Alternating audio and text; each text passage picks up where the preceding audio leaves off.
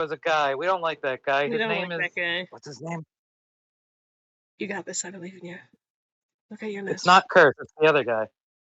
We like Curse. We don't like the other guy. I thought it was Curse, but now I'm realizing I'm wrong. It's not I can't remember. Curse. So Curse was like, this guy is crazy. Watch out. Y'all need to get out of here. And then Raven was like, nah. And he's like, okay, fine. But, like, please, no. Okay, fine. What about you mercenaries? Nah, we're staying, but we were threatened. Which, by the way, we were threatened. Some spiders came and bit us overnight. And the spider mom was like, leave, because you spared my children, I will spare you. And we're like, yeah, but you're not sparing everybody else, so we're staying. And then Dwarf Man, he killed a god, maybe. He's a very complex man. Yeah. He's a very complex man. Very hard to read.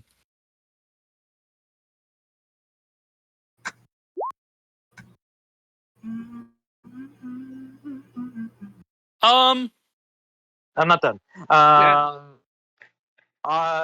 Neri bonded, weirdly enough, very easily with Raven. Hi. Ari approached Neri carefully. Elia looked at the spider and was like, I see what this spider is. I'm going to use my time magic on it. And unfortunately, Montemore was late. Montemore was there the whole time. Yep. Montemore was there the whole time. Montemore slept for a really long time. True. It was raining. Montemore is human. It was raining. Very, very EP.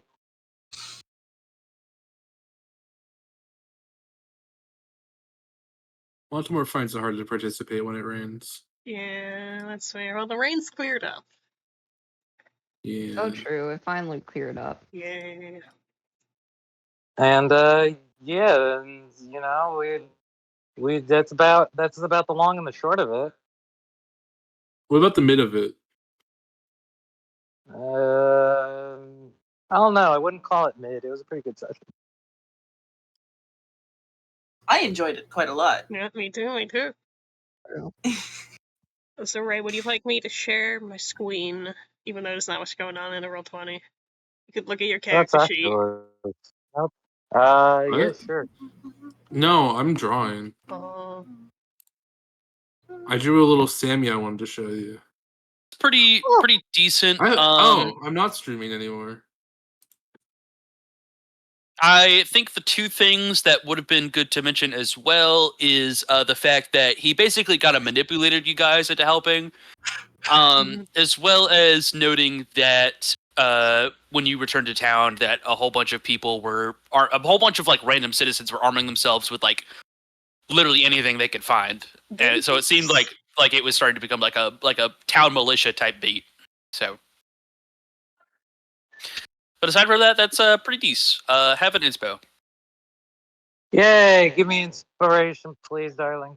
I shall. Ba-ba-ba. Oh, I get it. All right. Let's get back to it.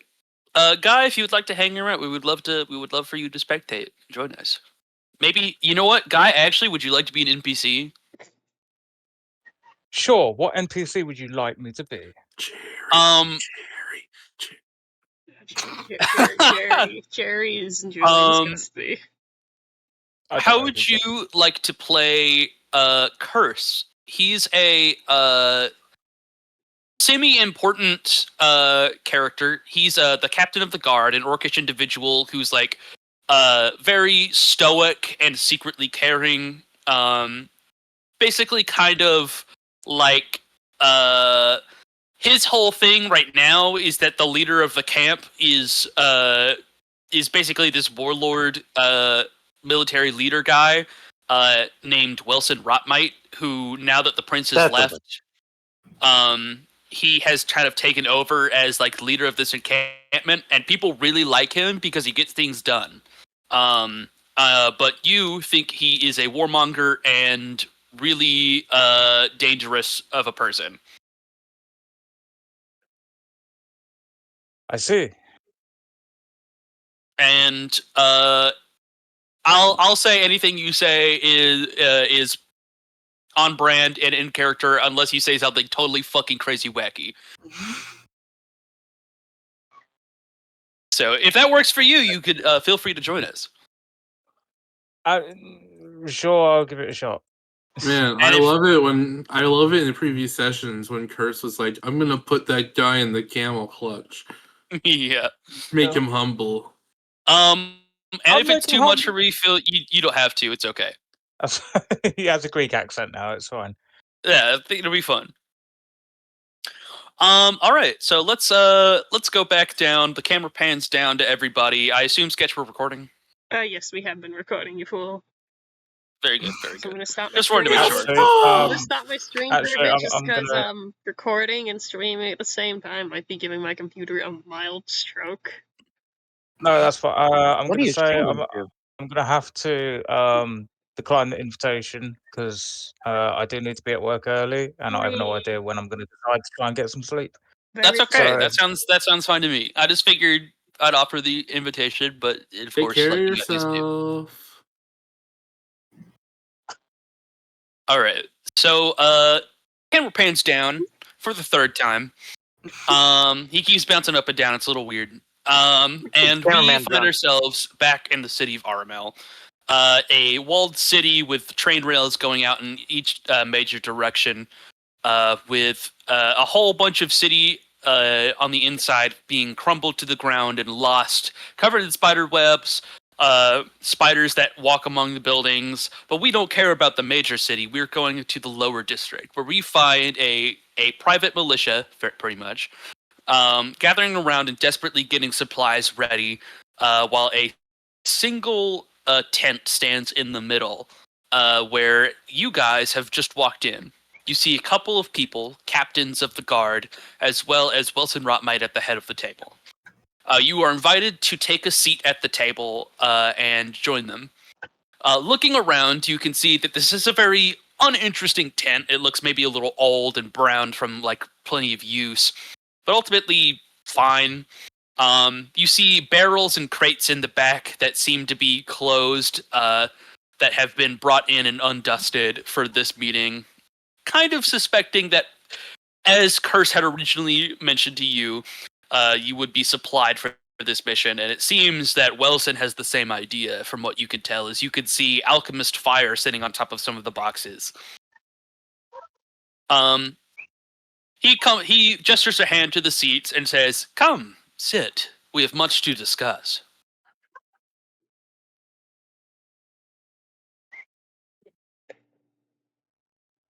No one. We're was all vessel. heading in, right? Yep, We're all good. heading in, right? Yep, we are. Yeah, everybody stands and does not get comfortable. I'll take the first move. I'll sit and get comfortable. Mhm. I don't like him, but hey, I'm gonna get comfortable. Montemore stands and doesn't get comfortable. Yep, Nary's like leaning up against the wall, paying attention, just to feel tall a little bit while everyone's sitting down. I will Montemore. stick with Elia. Montemore cases the scene. Any threats? Besides Wilson. Objectively, no, unless you find the captains or Wilson a threat. Anything interesting to note about the camp other than what you described? Inside the tent or outside of the tent? Because that's mainly the thing. Inside the tent.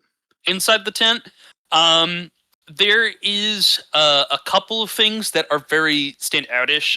It does look like this table and these chairs have been pulled in from like the local area, maybe like a bar or something, so they don't fit kind of like this military type theme. They kind of look like they are just kind of desperately pulling in items from any directions. Though someone was OCD enough to make the chairs match at least. Aside from that, give me a perception check. There is something that is very interesting to note if you can see it. Can you give Roll that for me, you darling. a perception check? I can give you a perception check. Give you a perception check. I don't know why your character sheet is coming up. That's very cringe. Probably because Roll20 is hating me so hard right now. If you tried turning it on and off again, Julian. That is what I'm doing right now. Nice.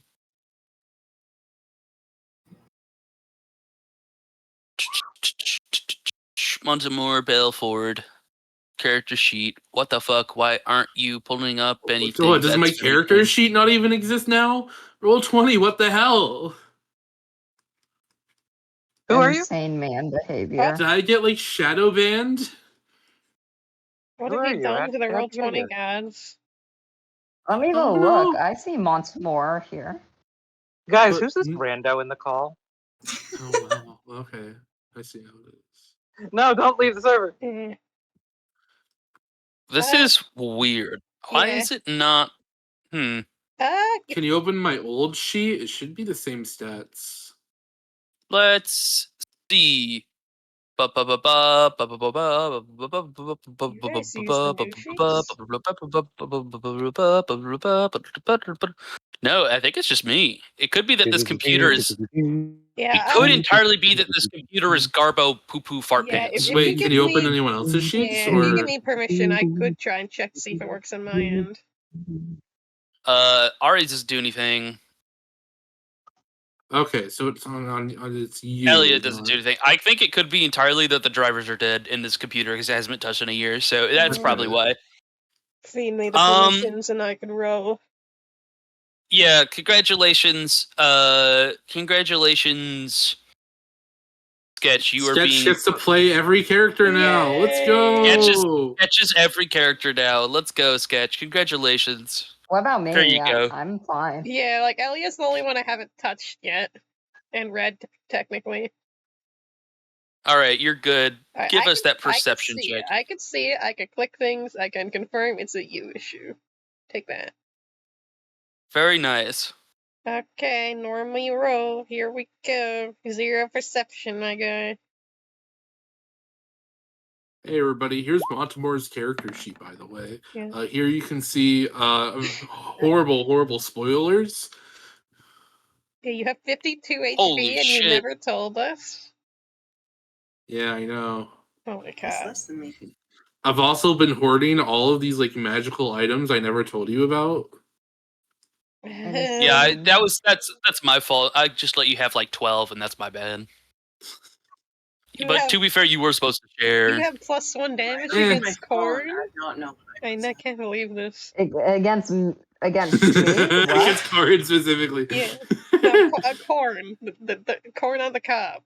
From when you were in the corn. Oh, phase. I corn! was like, yeah. And also Because of you- my you- because of my you- hatred against it. Yeah, you have +2 against corn. Not +1. Yeah.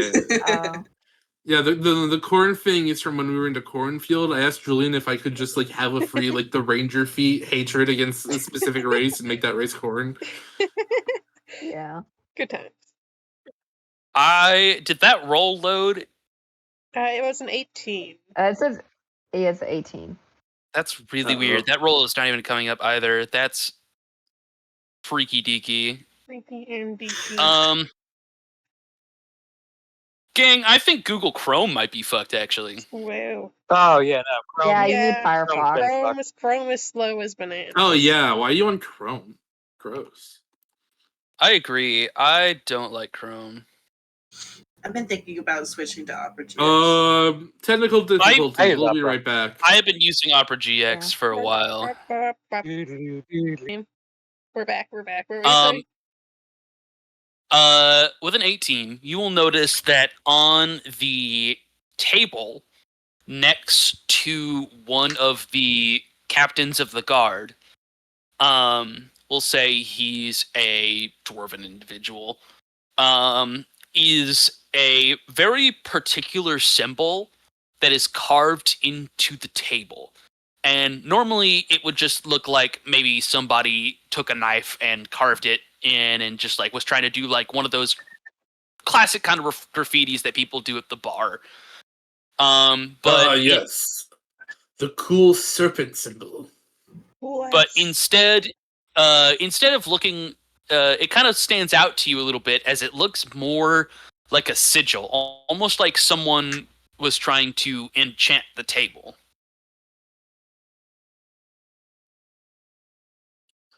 Montemore's just gonna like nudge Neri, point at the symbol.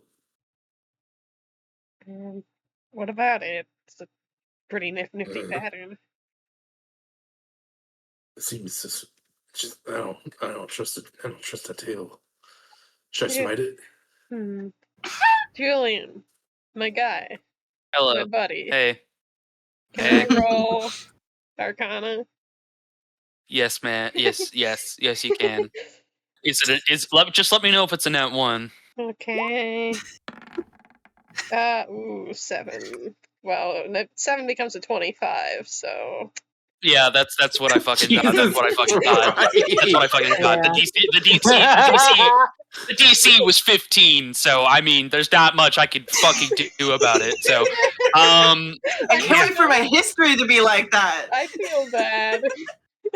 Except a little. So you recognize the symbol of the table as a branding of sort that people typically use on like slaves to ensure certain effects on them.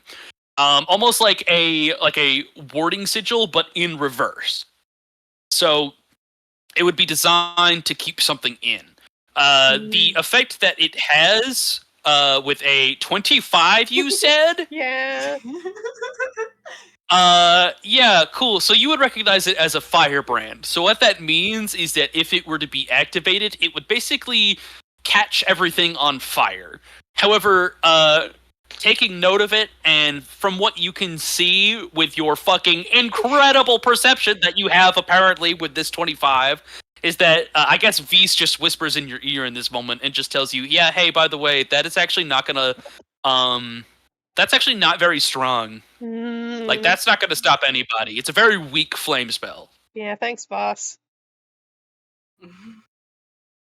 Well. So yeah, basically, in summary, it is a brand that, if activated, will set something on fire. You know what? Actually, you rolled the fucking 25. Why am I trying to hide information from you? Yeah. You are aware that if this brand were to be activated, it would be a small radius that would set everything on fire. Wow. That's crazy. There's a lot of Greek fire in this tent. Yeah. Yeah, I will. Should I smite the table? Specifically, all living matter. I should note that for the Greek fire. Going inside. There are mosquitoes. Wait. We've got the mosquitoes. Pulls out mace. Not yet. It's warded, for the lack of a better word. If that lip is triggered, it'll. I wanted to stay outside, but the mosquitoes are coming out. Wow. Not yet, Ferb. Not yet, Ferb. Yep, that's the image. That's a screenshot. Huh? But yeah, I will quietly relay what I have learned to Montemore in Elvish. Because if I recall, you know that. Why am I even saying if I can look at your character sheet. You do. I know Elvish. Huh. Neat. I'm also not going to sit at the table. I am going to just stand near it. Sounds good. So now with the learning of the areas finished, Wilson takes a look around. It is, because it will matter. Wilson takes a look around and smiles and says, "Everyone, why don't we get to business?" And he gestures to that dwarf that's actually in front of that sigil. Who will pull out, who will roll his sleeve up and take off his gauntlet and set his hand on that sigil. What the fuck? And he will begin to channel magic through it. And everyone, make me a Constitution saving throw. No. Oh, cool. He brought us in here to kill us. That's crazy. My favorite. Crazy. I got a 10. A natural 20. I don't feel good about Raven this. is so So ready. I don't feel good about this, so I'm gonna re-roll this using my chronology feat, which Corin. Yeah. Corin. Yeah. I'm gonna do you a favor. Don't do it. You're fine. Okay. The DC is 10. Oh, okay. Alright, I gotta roll for Ari as well. I am doing the special effects today, aren't I? It would seem so. Ray, do you have any words for the dice Someone before else, I send you it? gotta roll Hello, for. my dad. Hello. Oh, I mean, wait. Is it just for the people sitting at the table, or? It is for everybody collectively. Ray. Okay. This is not even including just the party. This is like everybody. Yeah. Ray, are you live? Sketch. It's me. I'm alive. Good. Do you have any words for your dice before I send them to make your con save? You remember your mama. Alright. Your dice say 19. Good job. Wait. Why? What? Why is Ari in Scrapped? That's her OG version from what I remember. Yeah, I basically No, I moved all of the original 2024 character sheets there. If I have the wrong one, I can just move it up. Oh yeah, I think that's the wrong one. Yeah, that's the wrong one. Yeah, I thought you deleted So we that, can so move I it copied it over. So there's two. Yeah, no, I didn't. It's labeled as Ari 2014. Yeah, there we go. We're all good now. Free game. 2014. Yeah. It's now Ari the Red. What the hell? I'm not going to delete any of your character sheets. That's why everything got moved to scrapped instead of deleted, because I didn't want to like fuck over anybody if anything was important in any of those sheets. Yeah, fair. And it was that 19 mine? Yes, that 19 was yours. Yeah, there was a magic chainsaw in one of those. It's important. Can I get it back? Did anybody get below a 10? I don't know. I haven't rolled. Oh right, I have to roll for Montemore. I have to get used to having more sheets to sheet. Montemore. I will be there in a moment to be able to do rolls myself. I have just gotten Firefox open. Montemore rolled a 5. Well, unless.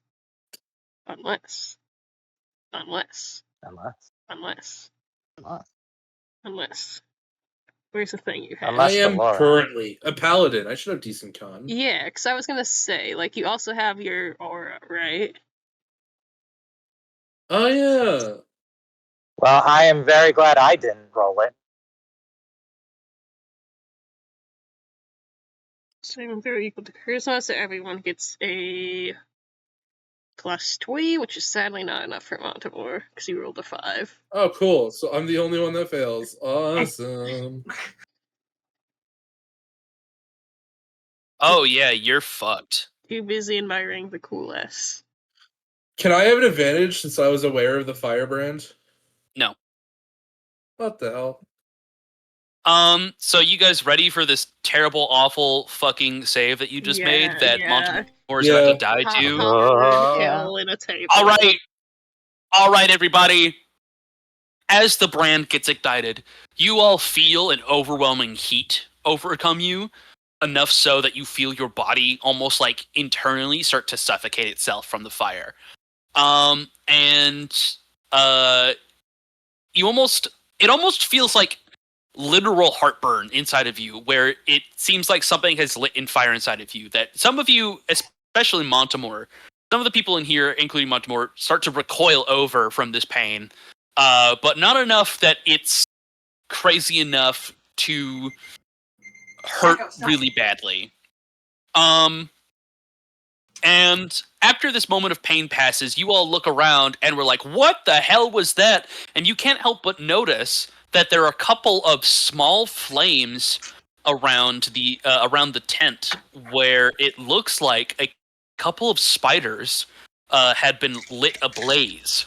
Wow. And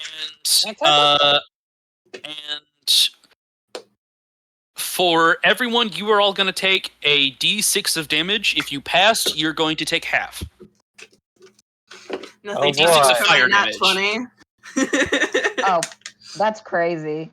So I rolled a Darling, 1. How much damage would do I that be? take? If I rolled a 1 and save, how much would I take, Julian? 1. Okay.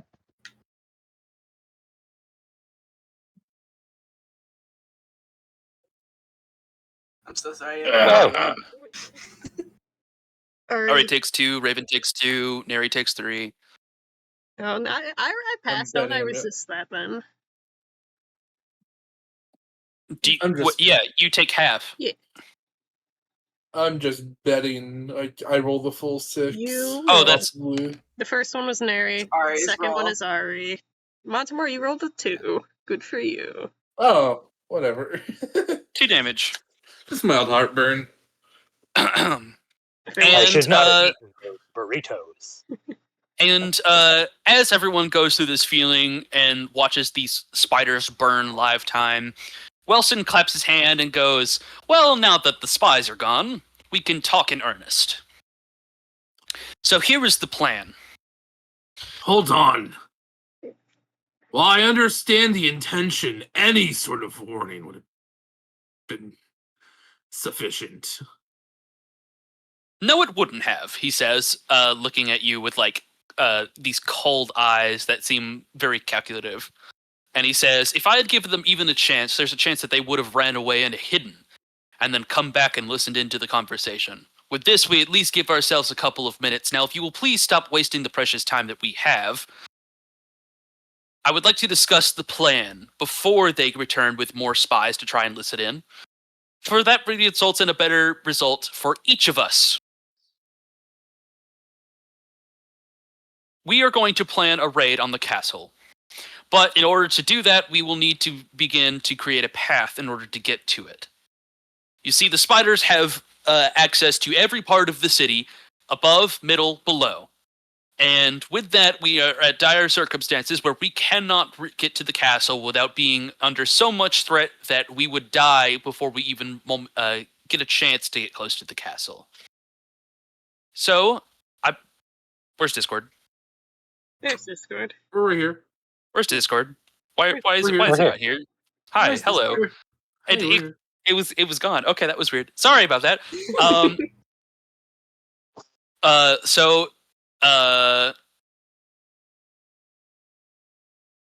sure that the 5 of you, or at least 4 of you, from what I understand, are familiar with the plan that we have put into place that we originally were going to hire you for.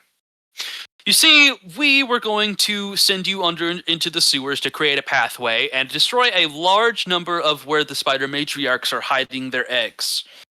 If you can eliminate those, then it would create a great opportunity for us to be able to strike back, as they will not have as many soldiers to be able to resist us. However, that is a very dangerous mission, I understand, as you will be heading headfirst into where the most spiders are located. And I'm not keen to losing any of my men right now. He doesn't say right now. Sorry. He wouldn't say that. I'm not keen to losing any of my men. So I have a plan to make sure that it goes as swimmingly as possible. I will send a separate group to act as if they are going to overthrow the castle from the main floor. A large platoon is going to try and kill a large number of spiders on the surface, cause a havoc, enough of a mess that the spiders in the underground will try and respond in tandem, making enough space that the people who go into the sewers will not have as much resistance, making it easier for you to set the entire place ablaze. Now, previously, it was said that you would go into the sewer and deal with anything, as you mentioned, but, of course, the situation now is a bit more complicated in a multiverse plan.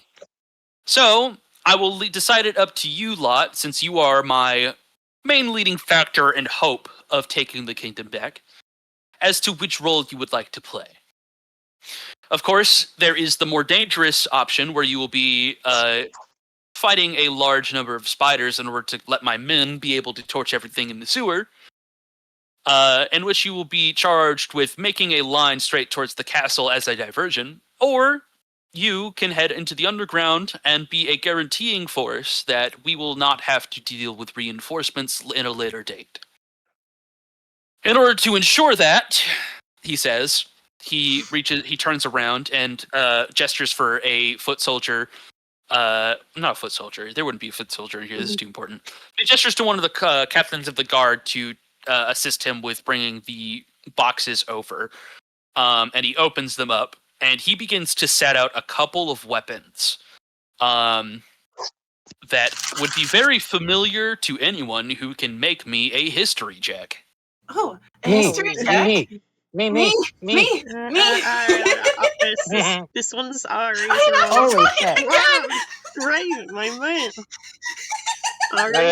What I roll? Yeah, it is rolling as we speak. You rolled a 14. Not bad.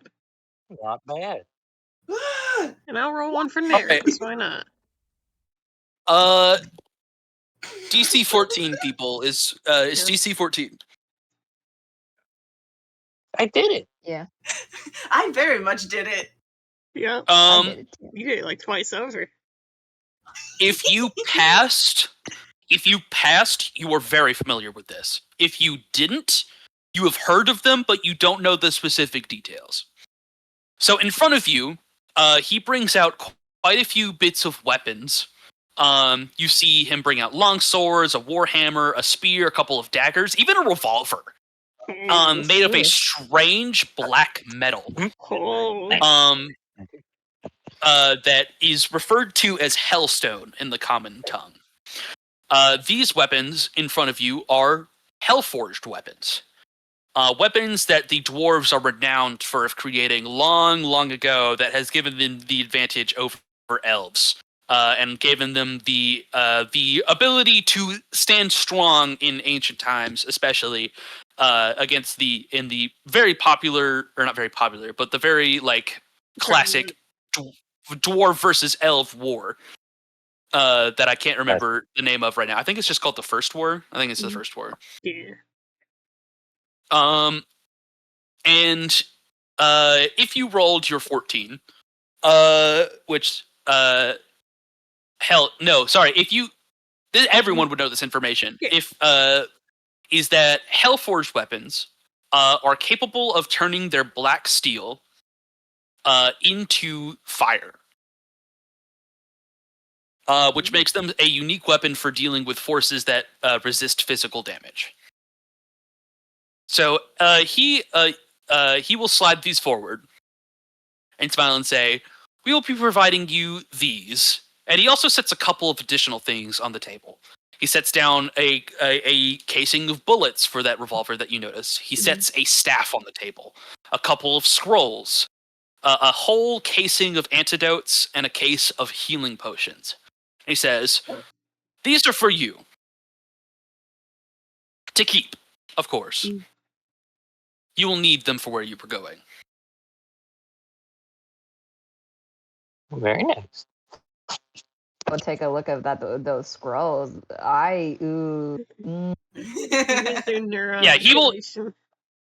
he will gesture for you to begin picking them up. Go ahead and take them. I'm done. Okay, I'm gonna go. Was there any special information for Nat 20? Oh, a Nat 20? Oh, I didn't hear about Nat 20. Yeah, I was very vocal. Sorry. Second Nat 20 in a row. Normally, when it comes to this information, I look at the rolls and I can't see the rolls.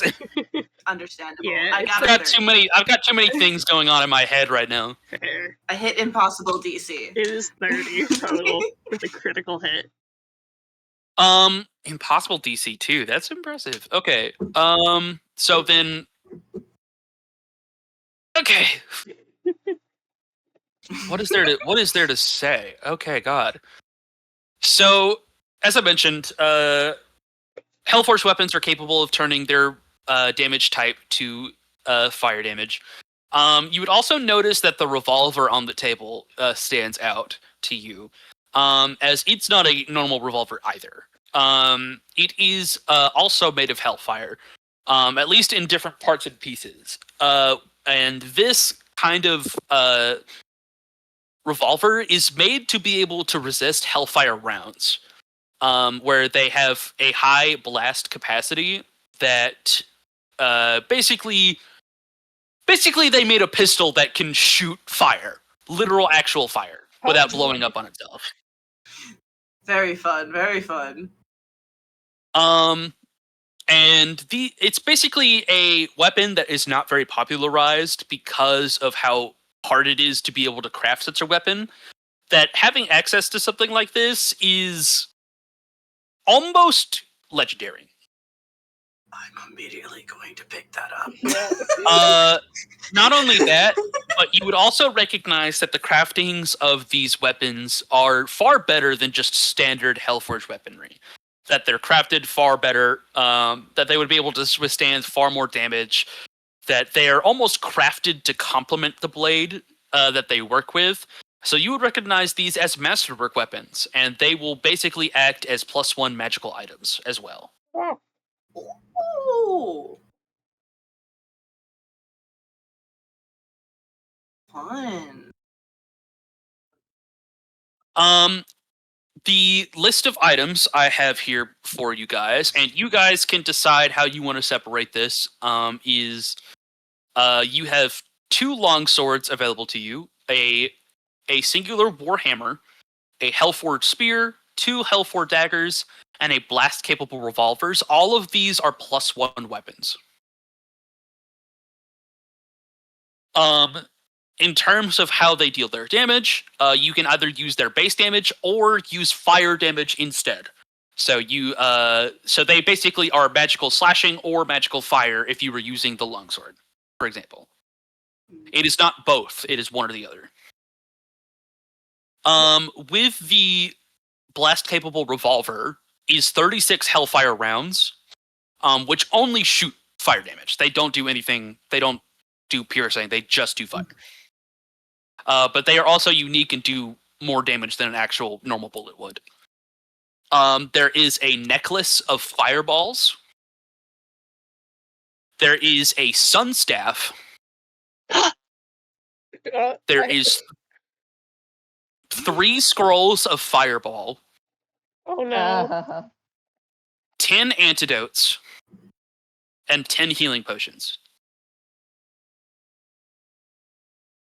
They have posted those in Sounds of Death. You're telling me I can have the full concentrated power of the sun?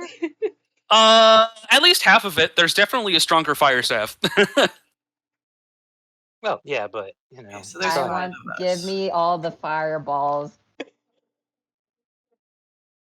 Yeah, like Elia is grabbing those on frame 1. Just gone. Yeah, those are my necklace of fireball, mine. All the scrolls of fireball, mine. Fire. I'm not sure how I feel, how safe I feel with how quick she grabbed those. As long as you stay out of the blaster radius, you should be fine. Just stick near me. Are you a dog? Oh no, we're not going into the story now. No, not now. But as long as you're a dog, as long as you're not a dog, you're safe. Yeah. Don't worry, I don't do that all the time. I only do it if it's needed for a last result. You mean last resort? Yeah, last resort. Yeah. You said last resort. I mean, either works. Yeah, these weapons are. Guys. Yeah, I'll go on, Derek. Should I do my bit first? Go ahead and wrap up your thing. Yeah.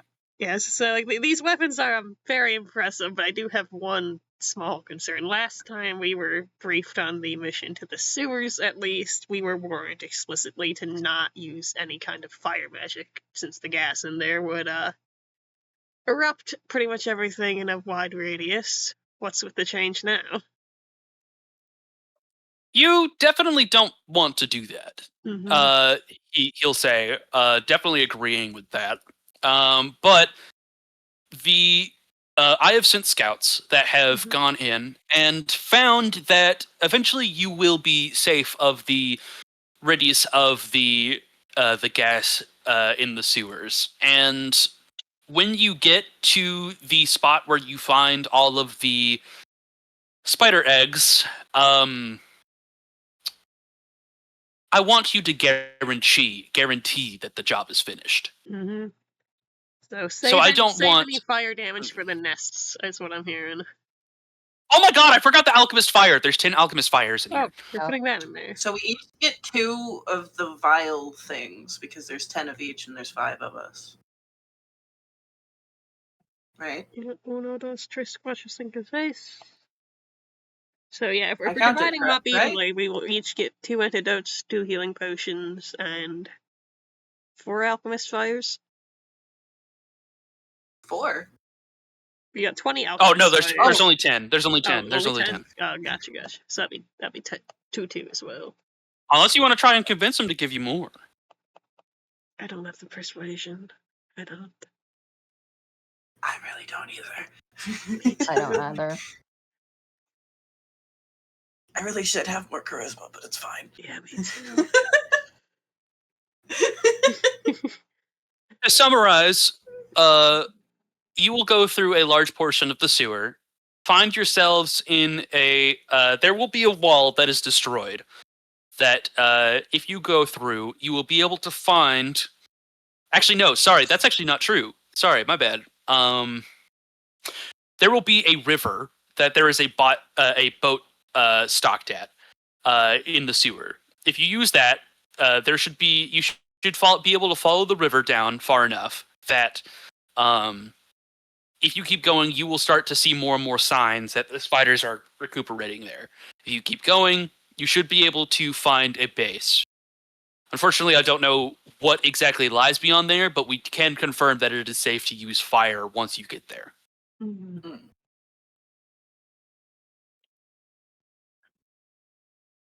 Though, to be fair, if you wanted, I suppose you could light the sewer on fire one time and not have to worry about it. I feel like that would be not the greatest option for everyone involved. It would definitely probably make one of our walls collapse, yes. Mm-hmm. So I ask that you don't, but I also am not going to blame you if you choose not to. As a last resort. Only as a last resort. If we did do that, I don't know how we get out of, if it were all a cave-in around us. I feel like that would be something we would do if they try to follow us out. If we need a last resort, if we have to run and they're following us, blow it up. We can use an expendable trigger. That being? Looks at Elia. Wait, me? You can cast it at range, so... Oh yeah, you're right. Busha can be used for that. I'm sure you wouldn't mind. Oh, that. Busha is your magic missile. Yeah. In fact, how much distance do you have on your familiar? Let me think. If I were to put it on a number. Theoretically, none. Yeah, theoretically, the farthest I have tested it would be about 100 feet from me, but but technically he could go farther. I can't communicate with him after that.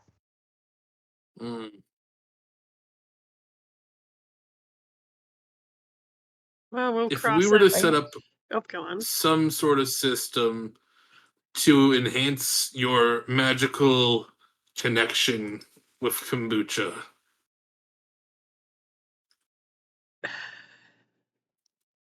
could we somehow send him in as a remote agent so we don't have to risk our entire safety? Even if we did, I don't know if it'd reach the nest if it's beyond the radius of the flammable gas down there. But we can at least send him as far as possible to get an idea of what we're dealing with. Yeah, I don't know what you guys are planning, but I do request that you finish the job. And it sounds like the object of one man He's not going to be able to get this done, as much as I appreciate your confidence in the matter. Yeah. I do think that us going into the sewers is probably the best bet. I do want to send my men with whatever team you make to go to the distraction. Very well. I have no objections. I assumed you wouldn't. After all, the mission upstairs, the route in which you guys didn't take, I was going to ensure that it was not going to be as dangerous. We're just going to cause a ruckus. I assume you lad will be you lot will be the capable amount to be able to kill anything your way. Yep, should be able to do it. Yep. Does it pulls Nary aside? Yeah. Do we have to do the sewers? I mean, I suppose we could do the above ground one, but they might be sending civilians down there if they replace us. He's gonna look at you. Wilson is going to look at you. He was trying not to listen in on our conversation, but he definitely was. And he's just going to smile and say, I have no intention of sending civilians. It will be a team exclusively of people I trust. Very well, we'll consider this. It's still Your reputation of being window, just at some of the people arming themselves outside. Out of the tarp, you mean? Yeah, just just out of the door. I do kind of look over. I appreciate what's the problem? I appreciate your reputation for my ruthlessness, but I will get nothing done if I just get people killed. Ruthless, but at least practical.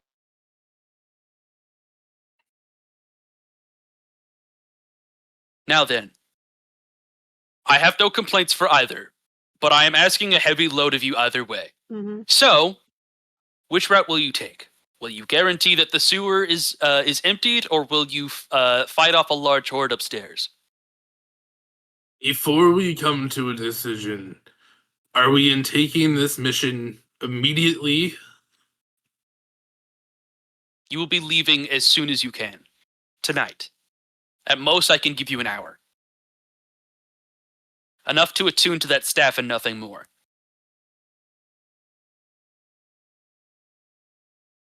I've got too many plans going on for me to not be able to move this into motion now.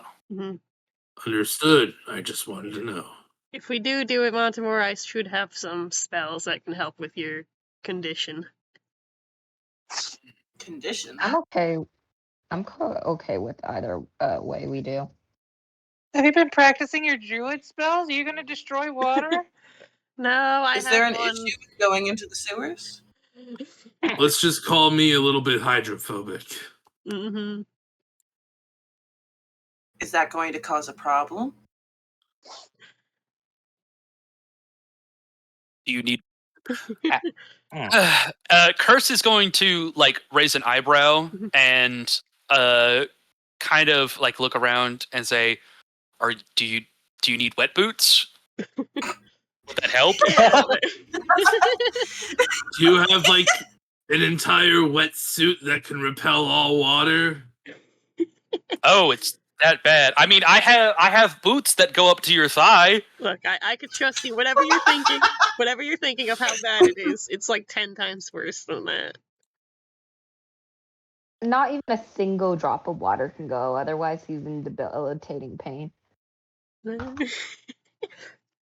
Everyone kind of just looks at you all confused. How do you survive? How do you drink water? It's only it's the outside skin. It's a very weird, specific, debilitating curse I've dealt with for a long time now. Does this mean we can't go into the sewers? We can. I'm not saying we can't.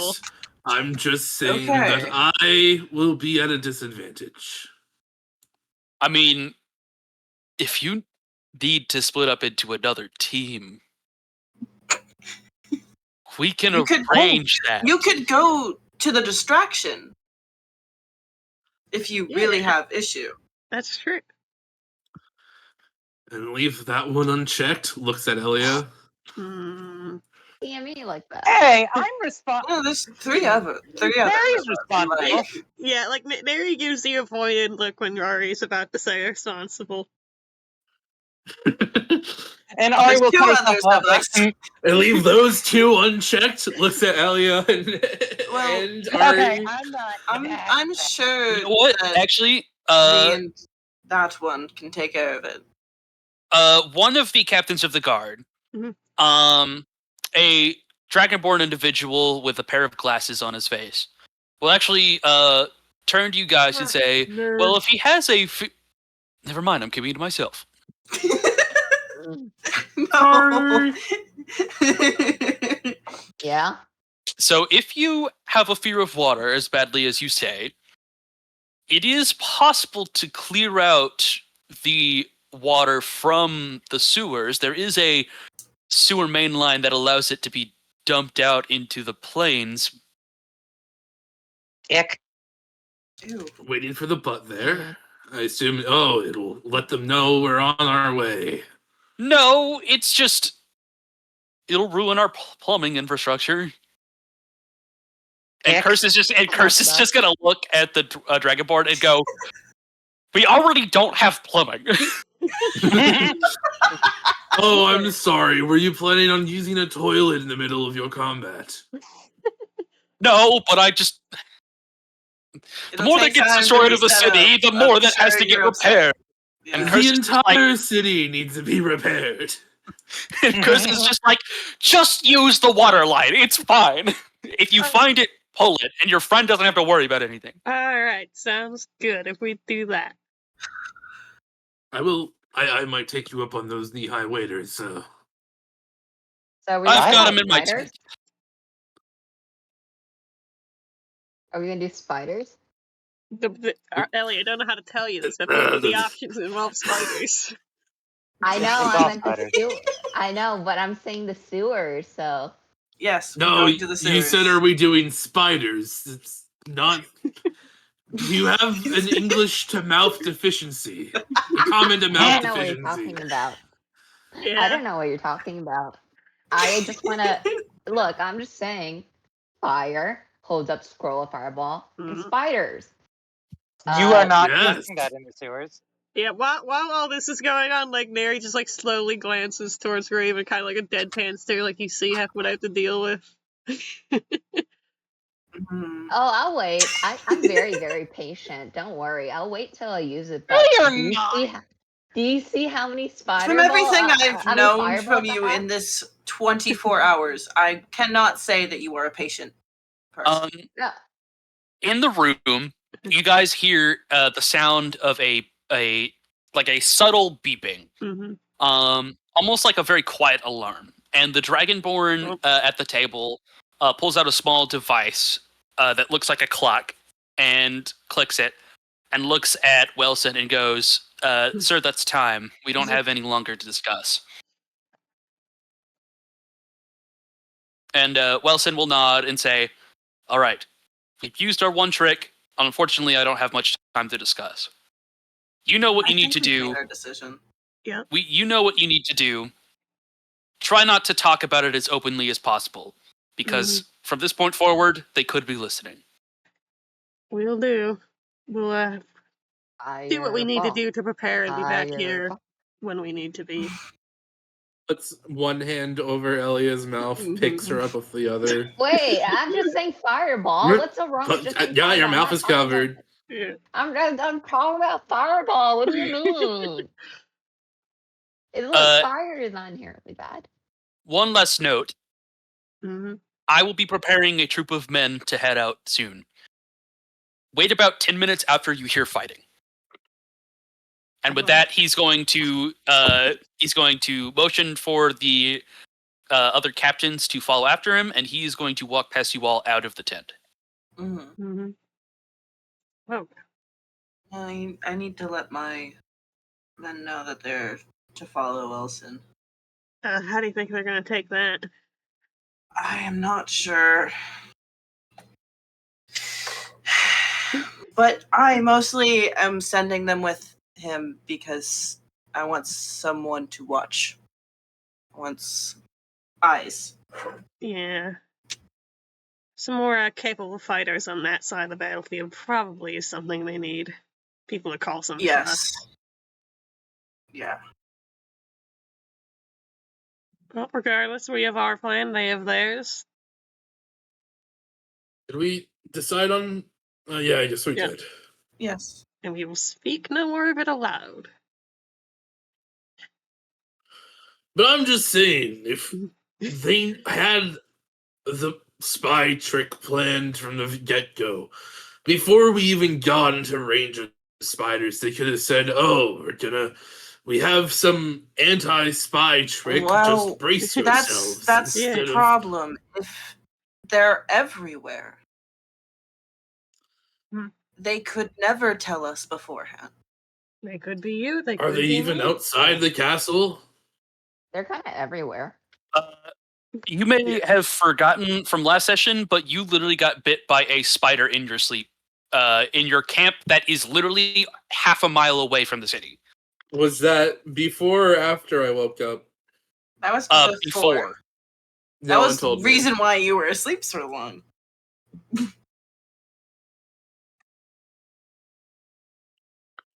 I don't know what you're talking about. I did tell you. It's just it was a very quick segment because it's hard to describe without retelling the whole thing. So in your sleep, you got bit by a spider, in which a lady came to you. You saw the eyeball at the city, and she warned you that if you decided to stay, she was going to kill you in the party, but she was going to give you a chance to leave. I don't remember any of this.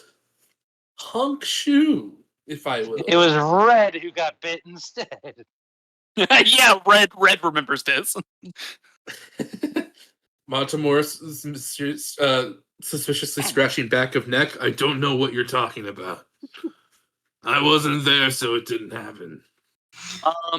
And after a little while, Curse will come back and hand you, Montemore, very large mudding boots that go past the knee. You got some thigh-high boots. Isn't. They're I don't know how else to describe it. It's basically like hunting boots where they literally go up to the thigh and it's waterproof. Like it's I don't know how to describe them, but like they will give you a extended range to be able to step into the water. That theoretically, so long as you don't step into a deep area, you should be fine. Yeah, as long as there's no like water dripping from the ceiling or like it's a sewer, so it's gonna be a little concerning if there's water dripping from the ceiling because that means it's about to collapse. I mean, it could just be very moist in there. It could be moist. If there's something dripping from the ceilings, it'd probably be spider venom from a spider that's above you about to hit you in the face. Good thing that's not water. Anywho. Actually, I forgot about this. This is something I should bring up now since I didn't say it in the meeting. Once Urs comes back and hands you the boots, he's gonna say, "I managed to convince Wilson to let me join you guys, if that is all right with you. Okay. I figured you guys could use the additional hands." That sounds good. It's always nice to have a Greek along. Yes, of course. A Greek. That's me. Huh? Greeky baby. You break your back. Make you humble. I'm so confused. I had offered Guy to play Curse. I was in here. and since Guy is Greek, he has a quote-unquote Greek accent now. But he doesn't. Yes, the very canonical Greek in the world of your fantasy realm. Yeah. I'm not going to try and figure out how to do a Greek accent. Okay. So fair. You truly humble us, Spurs. For the sake of him, he is considered a level 6 fighter. Let's go. Cool. Is Aurora here? A level 6 what? Level 6 fighter. Well, that's actually a good question. Did you invite Aurora? I mean, probably she's part of the party. Yeah, probably. I would have stated that maybe don't. I'm not gonna lie. She would probably be very averse to doing this. Yeah, if we wouldn't force her in that case. So she's watching the camp and our stuff. yeah, that's a good point.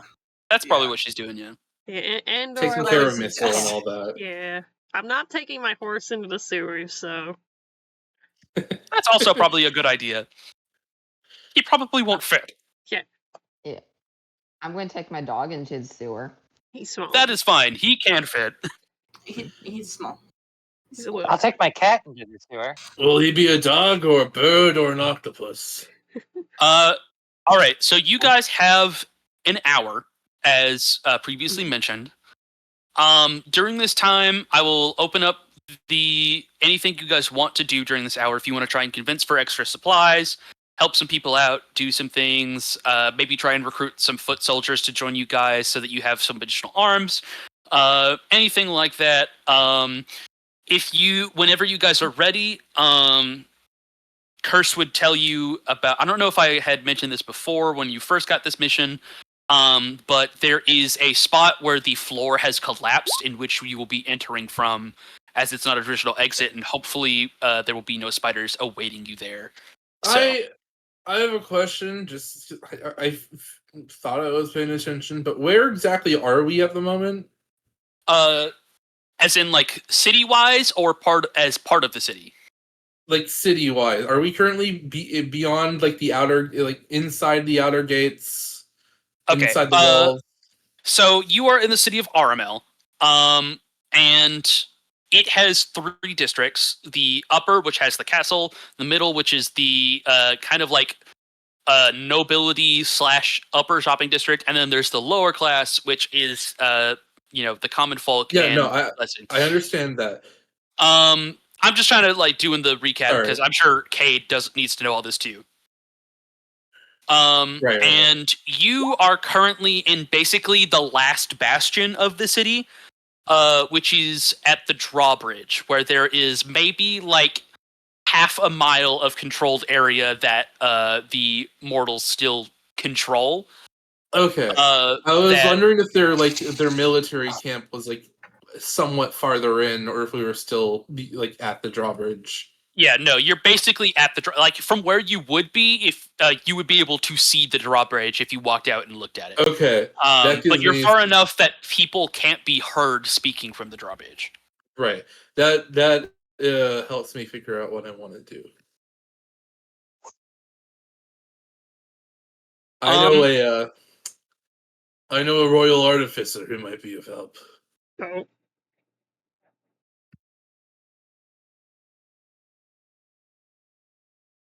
Go on. I'm interested. Go on.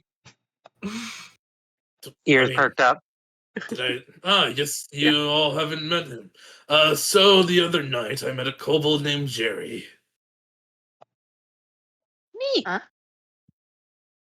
And that kobold used to be an artificer in this royal castle. Oh my god. Oh my fucking god. I figured I don't know someone who has magical technology knowledge might be useful to perhaps hook something up, though he can be far enough away to set ablaze this to do our mission. I do notice that you keep trying to not go into it. We are going in. No, I know. I understand that. Okay? But we do not want to be there when we set it off. Well, we don't have to set it off. It's not going to blow up inside the nest. There's no gas in the nest. We don't have to worry. Hand over, finger over mouth. Just like, can't speak to specifically. I would not have said that. Yeah. There's no reason to worry about going all the way. There's no reason. I don't understand why you keep doing this. I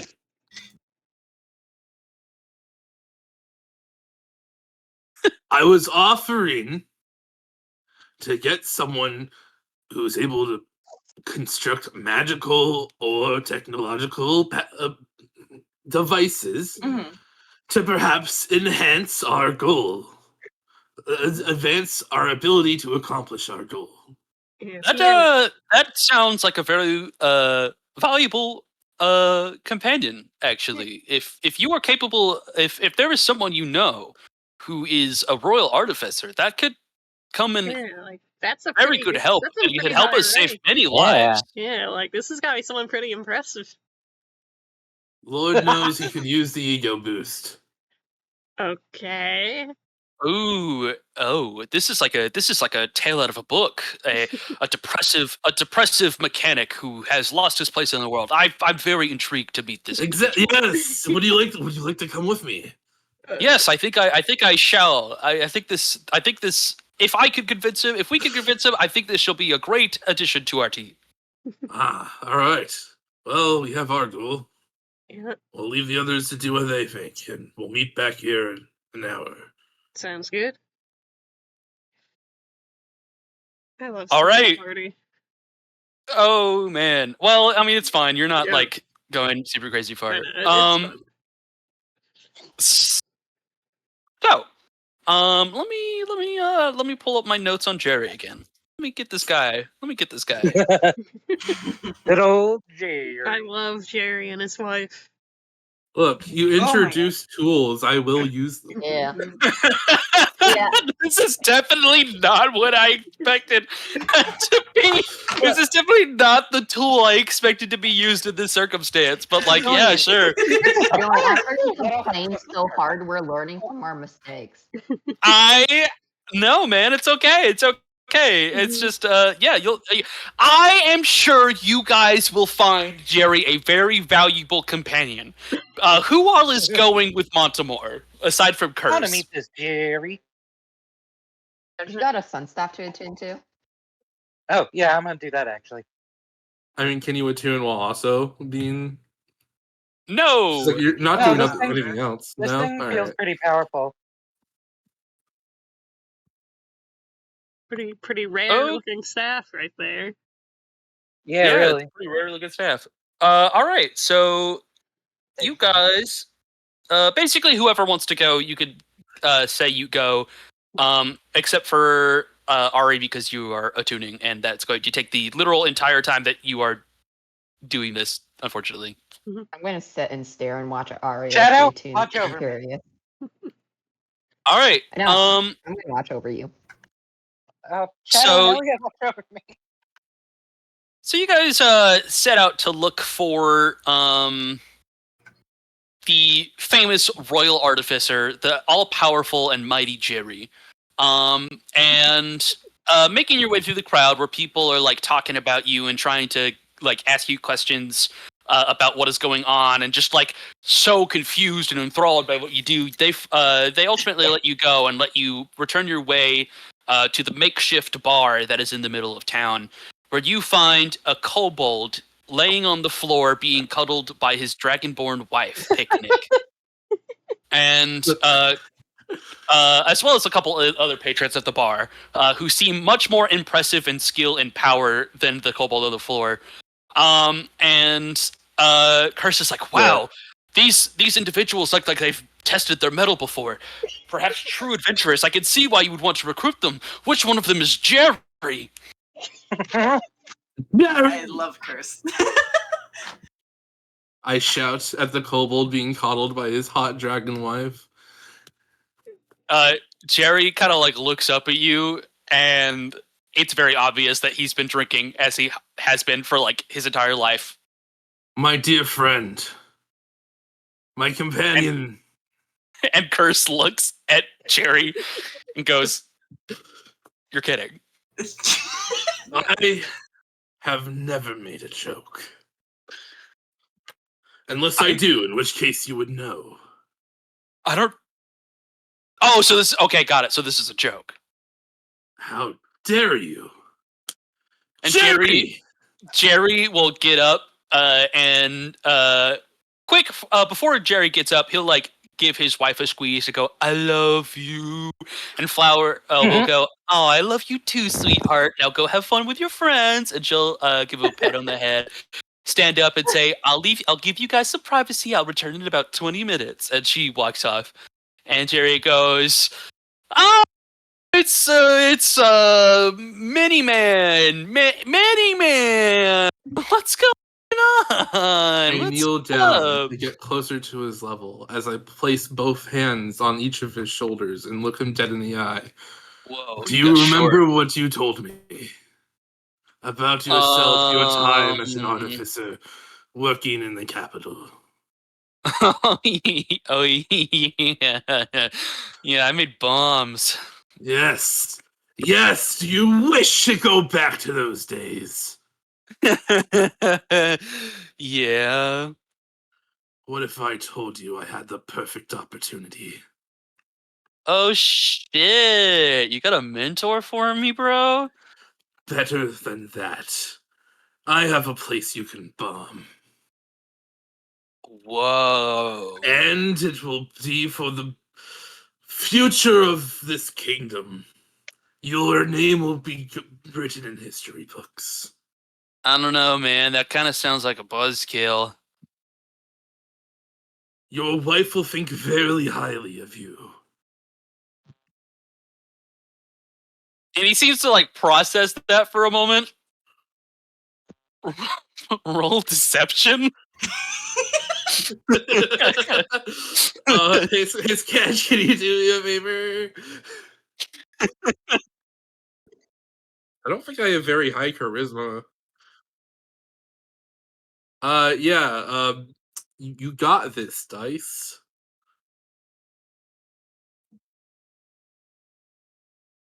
What's my modifier on that?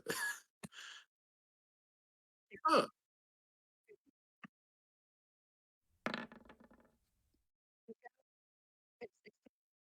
Huh. So Jerry kind of like thinks it over for a moment. He's like, "A hero, bombs, wife.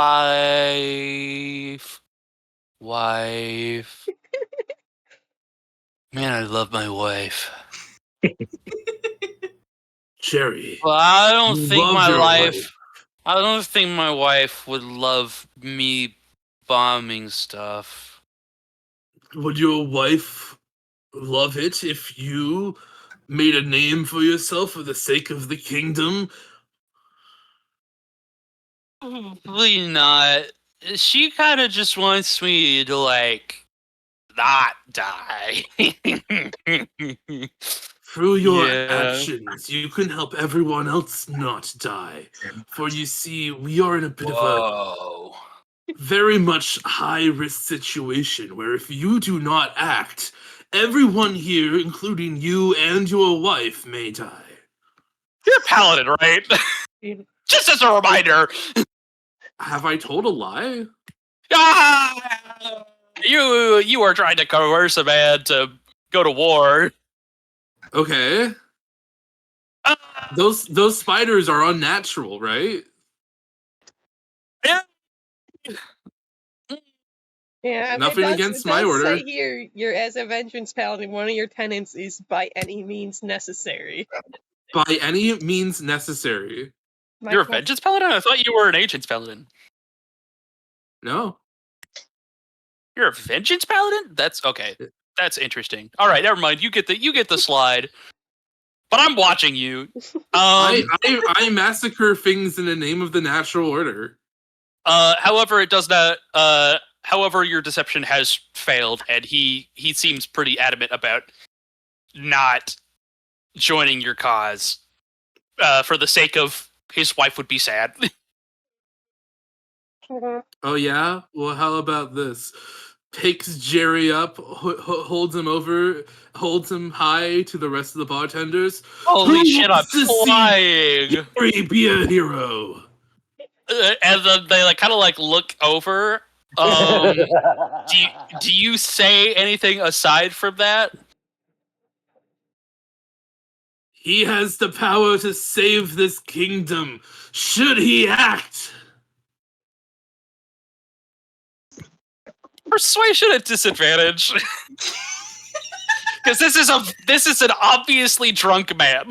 Yeah, right. Who looks like he's been homeless. Alright. They know Jerry, right? They know his past. They know Jerry, and I think that's probably why it's disadvantaged. Alright. Yeah. Public rule. Is that this man hasn't been working as an artificer for 2 years. 14. What? That was Yeah, 14, what's the roll? baby. 14. One guy goes, yeah! And the rest kind of just turn and look at that guy and go, bro, he died. I love this. And the other guy who went, yeah, kind of lowers his fist and turns and twiddles his thumbs. None of you have any loyalty to your kingdom or your people, it seems. They look at you with a very, upset expression. Well, I look at them with the same upset expression because I am sad. You just wanted Jerry. Would you like to fight for the cause? We could use more soldiers. I've already signed up. Awesome. I wouldn't say that. Marvelous. How about you? In fact, points at other guy. Points at other guy, also in armor and with a weapon at his side. It says, yeah, I signed up too. Everyone here looks like they're better equipped to go to war than Jerry. So why not him? What makes him a lesser man? A lesser kobold, if you will. One of them will speak up. We'll say another dwarven individual. And he'll say, man, Jerry's got his wife and things that he does here in town. Does he have his wife? Look at this man, this kobold man. Holds him by the scruff of his neck as he's just probably just flopping there, wee.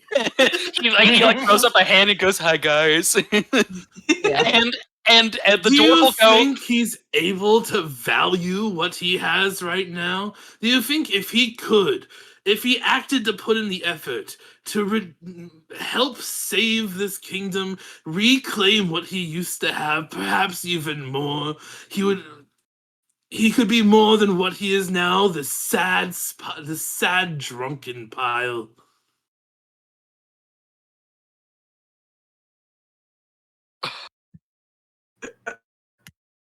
Fuck. In the moment of silence, I just need to ask, what is the rest of the party doing? I'm talking to my group. Jerry just goes, God, I love my wife.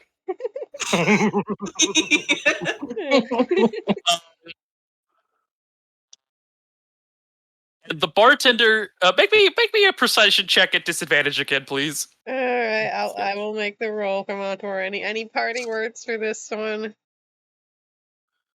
I'll see you in the next life. All right. See, I thought Mary and Raven were there, and I wanted to see their reaction. No, we're being productive, and that was an 18 with disadvantage. Oh, that's not bad. Really? Yeah. What the fuck? That's actually really sick. So the bartender is gonna I have her name. What's her name again? Let's see. Was it Rose? Flower. Flower, right. Flower looks at you and goes, How's the wife? No, Picnic is the wife. Sorry, that's my bad. Picnic is the wife of Jerry. Her the bartender's name is Flower. I love these hippie ass names. Yeah. Flower is just gonna look at you once more and go, Sir, I'm not gonna kick you out of the bar, but please, the people who are fighting in the war, fighting this battle, have already chosen if they're fighting or not. Don't try and convince people to fight a battle they don't want to fight.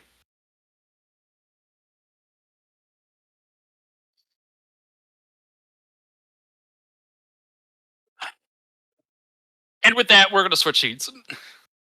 Well, I can wrap it up.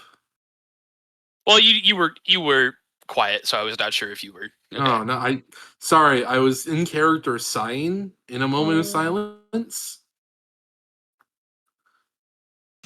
Montemore sighs, puts Jerry back on the floor in his little corner or whatever. I love my wife.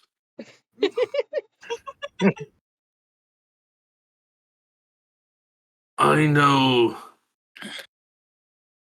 I can see the potential that he would have if he would just put the mug down and pick back up the tools. But I won't force him to fight a battle he does not want to fight.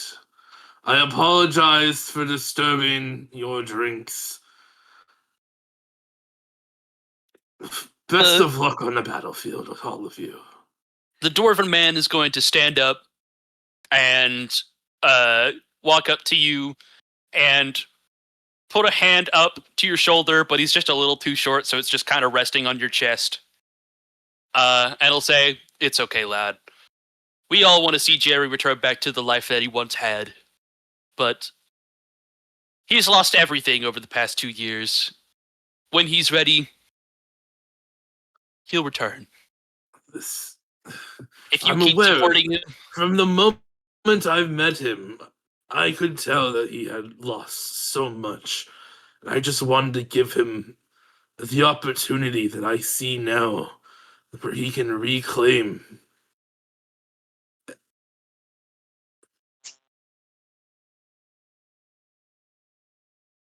what he had lost. To be honest, I think you're trying to convince the wrong one if you want him to help. And at that moment, as if almost like prophecy, Picnic returns, the white dragonborn, with a smile always on her face, wearing floral clothing and a beautiful dress, returns and says, "Hey guys, how was your conversation?"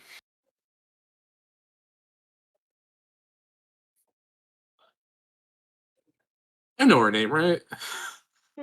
Picnic. Jerry... Montemore knows her name, right? Yeah.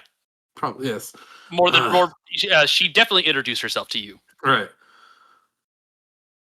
Welcome back, Madam Picnic.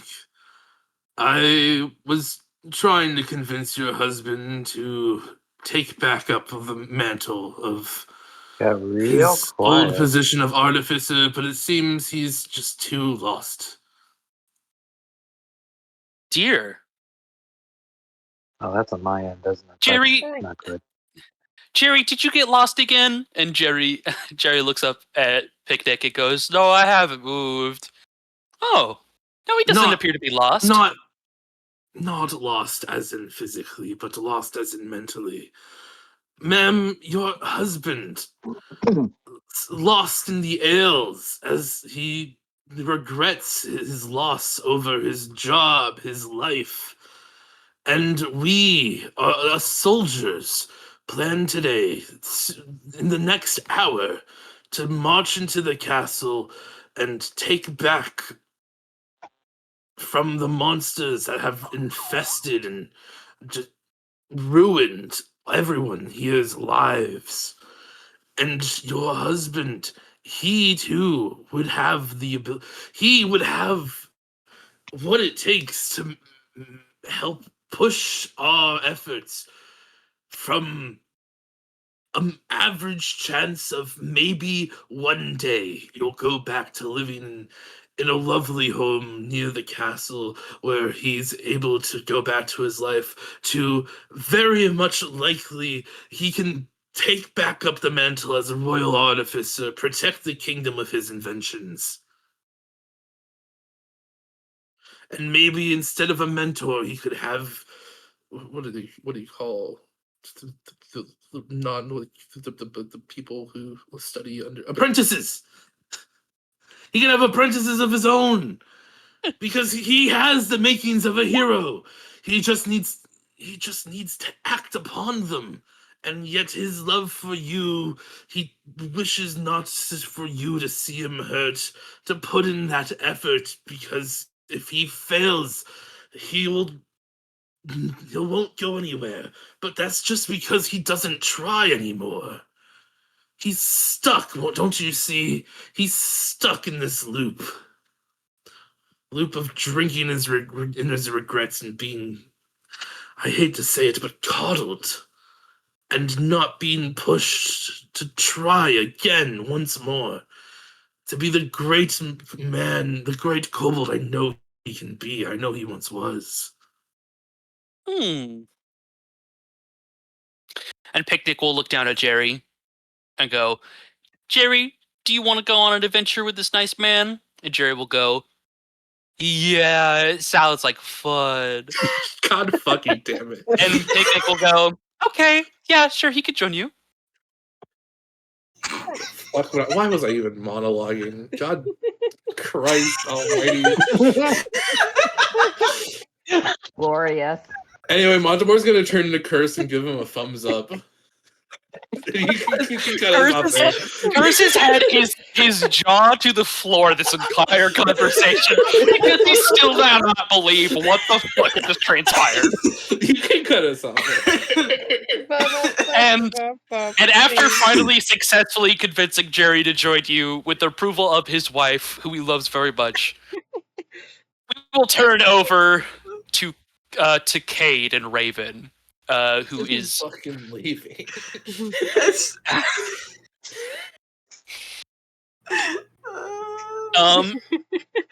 So Cade, where do you and your troops go to discuss this? Where did they just stay at the camp? They joined you, actually. They joined you for this. Were they didn't come into the tent with us, though, did they? They were outside the tent, yeah. Okay, so probably just right there. Just like, yeah.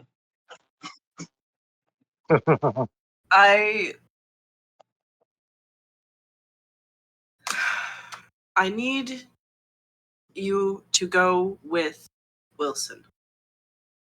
But yeah. Wilson. He's I hate that guy! To do something. What is your second in command's name again? It was like a Kingdom Hearts name. All my names are Kingdom Hearts-ass names. What the fuck are you talking about?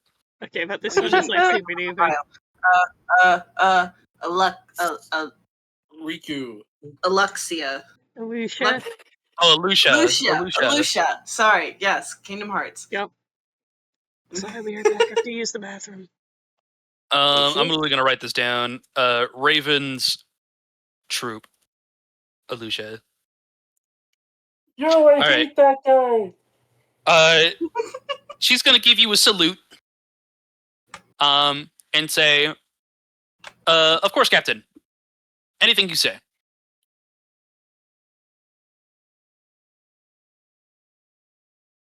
I want to go with the captain. Kind of surprised that there's literally no question about it. Well, whatever you say goes, and we're not going to question you. If you say do it, then we'll die by your sword. I mean, to be honest, it's not exactly in our right to complain to you. You're one of the generals of the army. She'll get very hushed as she says that. I know. Raven still feels weird about it. Right. Well, I'm sending you to go with to make sure the plan doesn't go wrong and to keep an eye on Wilson. Understood. Do you know exactly what this is for? Like, what we plan on doing? I can't discuss too much of the detail, as there are spiders everywhere. That's spiders! I get it! understood, sir. We'll figure it out as we go.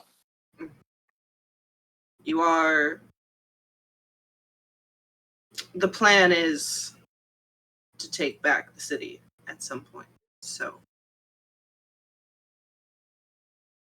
be prepared to fight. I hope so. I used to live there. I return. What did I miss? And Alicia will turn to the remaining 5 soldiers, give them all a salute, in which they will all return in fashion, and say, soldiers, today we fight for the future of the world. This battle will make the difference between whether or not we can save it. So follow the orders of me and Wilson clearly. Sir, yes, sir.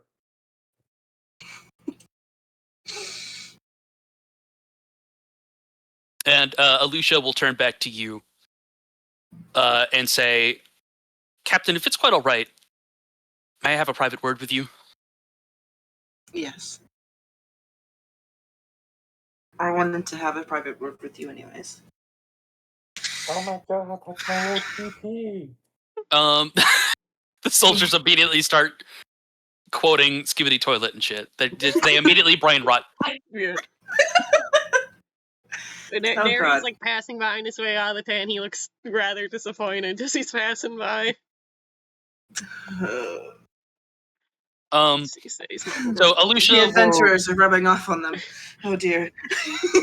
Alicia will pull you aside to just one of the castle walls and say, Captain, I'm sure you're well aware, but the men are very concerned, and I know that we're supposed to be keeping an eye on Wilson, but after making such clear threats in front of his own soldiers, we're worried about this situation. And I wanted to get an idea of the situation so I can tell them the truth on whether or not everything is actually going to be okay here.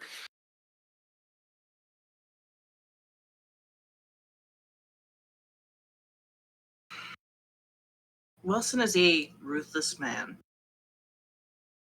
but he is also efficient and single-minded in his goal.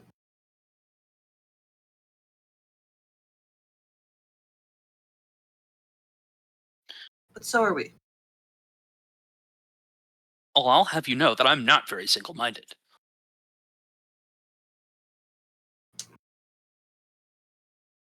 I don't mean necessarily that we are single-minded, but efficient. I know. I'm just jinking your chain. I know. But still, I can't help be anxious. It's just it's moving too fast. We've been campaigning here for months, trying to speak with the prince, and now suddenly somebody steps up and takes over, and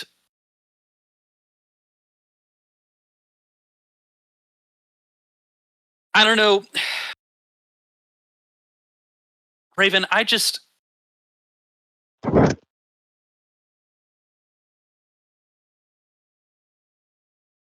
please be careful. I can't let the troops see it, but I'm worried. Armel has been weird ever since we got here, and now it's just getting even weirder. If what they said is true, then about the castle, and what we might be fighting? How do we win here? There's only ever been 3 that have ever been killed ever during the war, and now we're the weakest. Armel's in collapse. How are they going to hope to win this?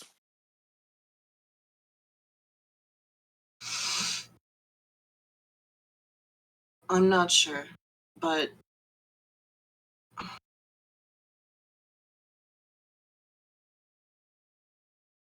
I don't know if there's necessarily anything else that we can do at this point. The Wilson is a god killer. He has done it before, supposedly.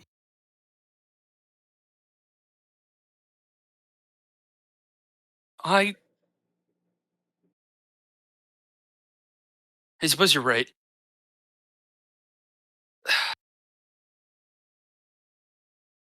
I just don't know what else to say. I'm running out of things I can do to reassure them that we're fighting for world peace, but it seems like the war that we've been here, it seems like tensions have just risen and that we're walking right into another war. I just hope that Wilson isn't lying about when he says that he wants to actually meet with Lily. I do too. But either way, when we get through this, I plan for a group to go find the prince. I was told the direction, told what he was doing, so... I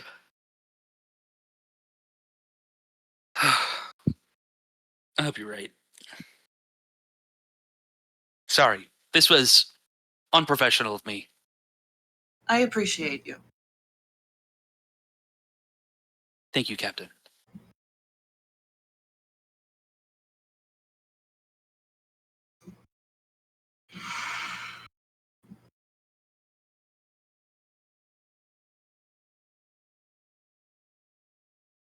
Now, is that everything you would like to speak to Alusha about? Yeah. Okay. And my boy doesn't know how to speak to people. He does not know why he is this general. He does not. He's so unsure. The two of you split up and return to where you were headed. Let's see. Yeah, if only. Well, why did you have to leave me? I can't see it. What? Do you want me to share the screen for the funny chat banter? I would just yes. Just a little peep. Corin, what are you up to during this time? Never mind, she's getting groceries. Nice. Hey, Ray. She's working on her spells. How's your sun attunement going?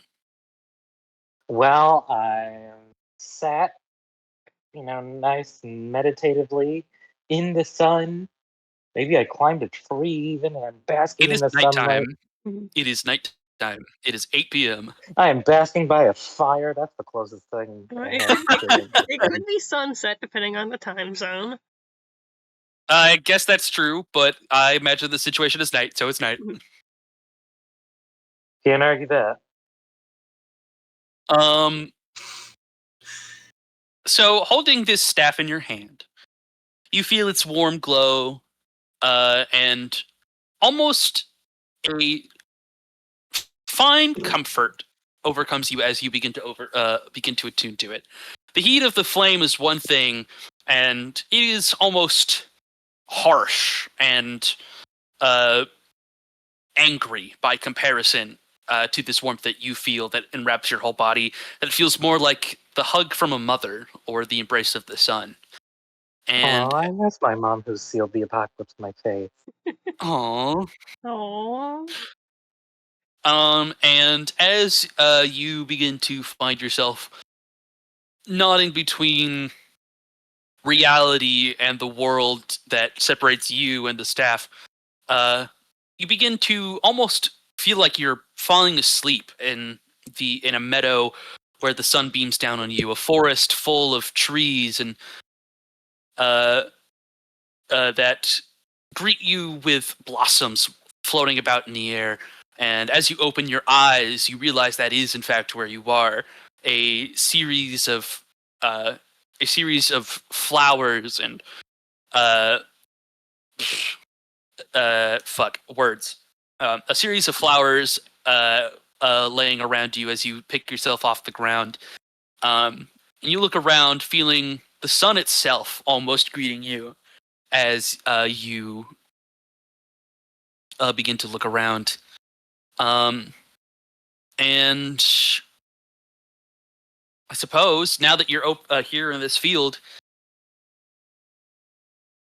what would you like to do? You've got a whole world in front of you. You can't help but feel like this is almost the most beautiful feeling of nature that you feel. Like the druid in you cannot be more at peace in this place. Ari is just staring, wide-eyed, mouth open in a huge smile, seeing this beautiful meadow, and she must frolic. Hell, she might even go on all fours and just kind of just experience it as the wildcat she is.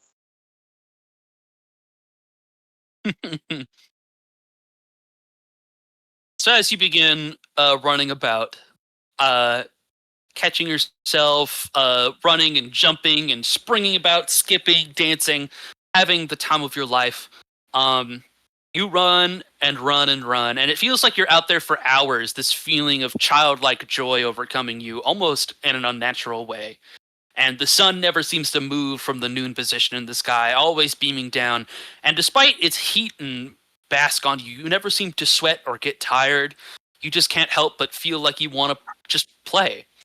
And eventually, as you're going about, you find yourself tumbling down a hill, rolling and having fun, catching yourself in the grasp and staring back up at the sun on your back. And as you do, you smile at the sun, and as you're smiling at it, it seems to smile back. And a feeling of serenity overcomes you as you feel a couple of arms wrap around you. And you look at the arms, and they appear to be made of pure light. This is a new one. I'm not used to this. The embrace is, if what you have been feeling is pure bliss and childlike joy, this hug that you feel is almost euphoric. It's almost like the best feeling you've ever had in your life. Definitely not natural feeling, but you can't help but enjoy it so much. And as the arms squeeze you a little bit, you hear a voice speak to you and say, "The daughter of my daughter." Quite an ironic thing, isn't it? Yeah, that is ironic. Oh, wait, what? I must say, you are quite beautiful. I see that time has chosen a very beautiful bloodline for you. Thank you. Daughter of your mother of my mother? Father of father, parent of parent? Maybe not so literal, she says, and she'll let go of you and let you have a chance to stand up. And in the middle of this field of flowers, I assume you stand up and look at her. Yeah. You see objectively the most beautiful woman you've seen in your entire life. You see hair, blonde hair that flows down to her her hips.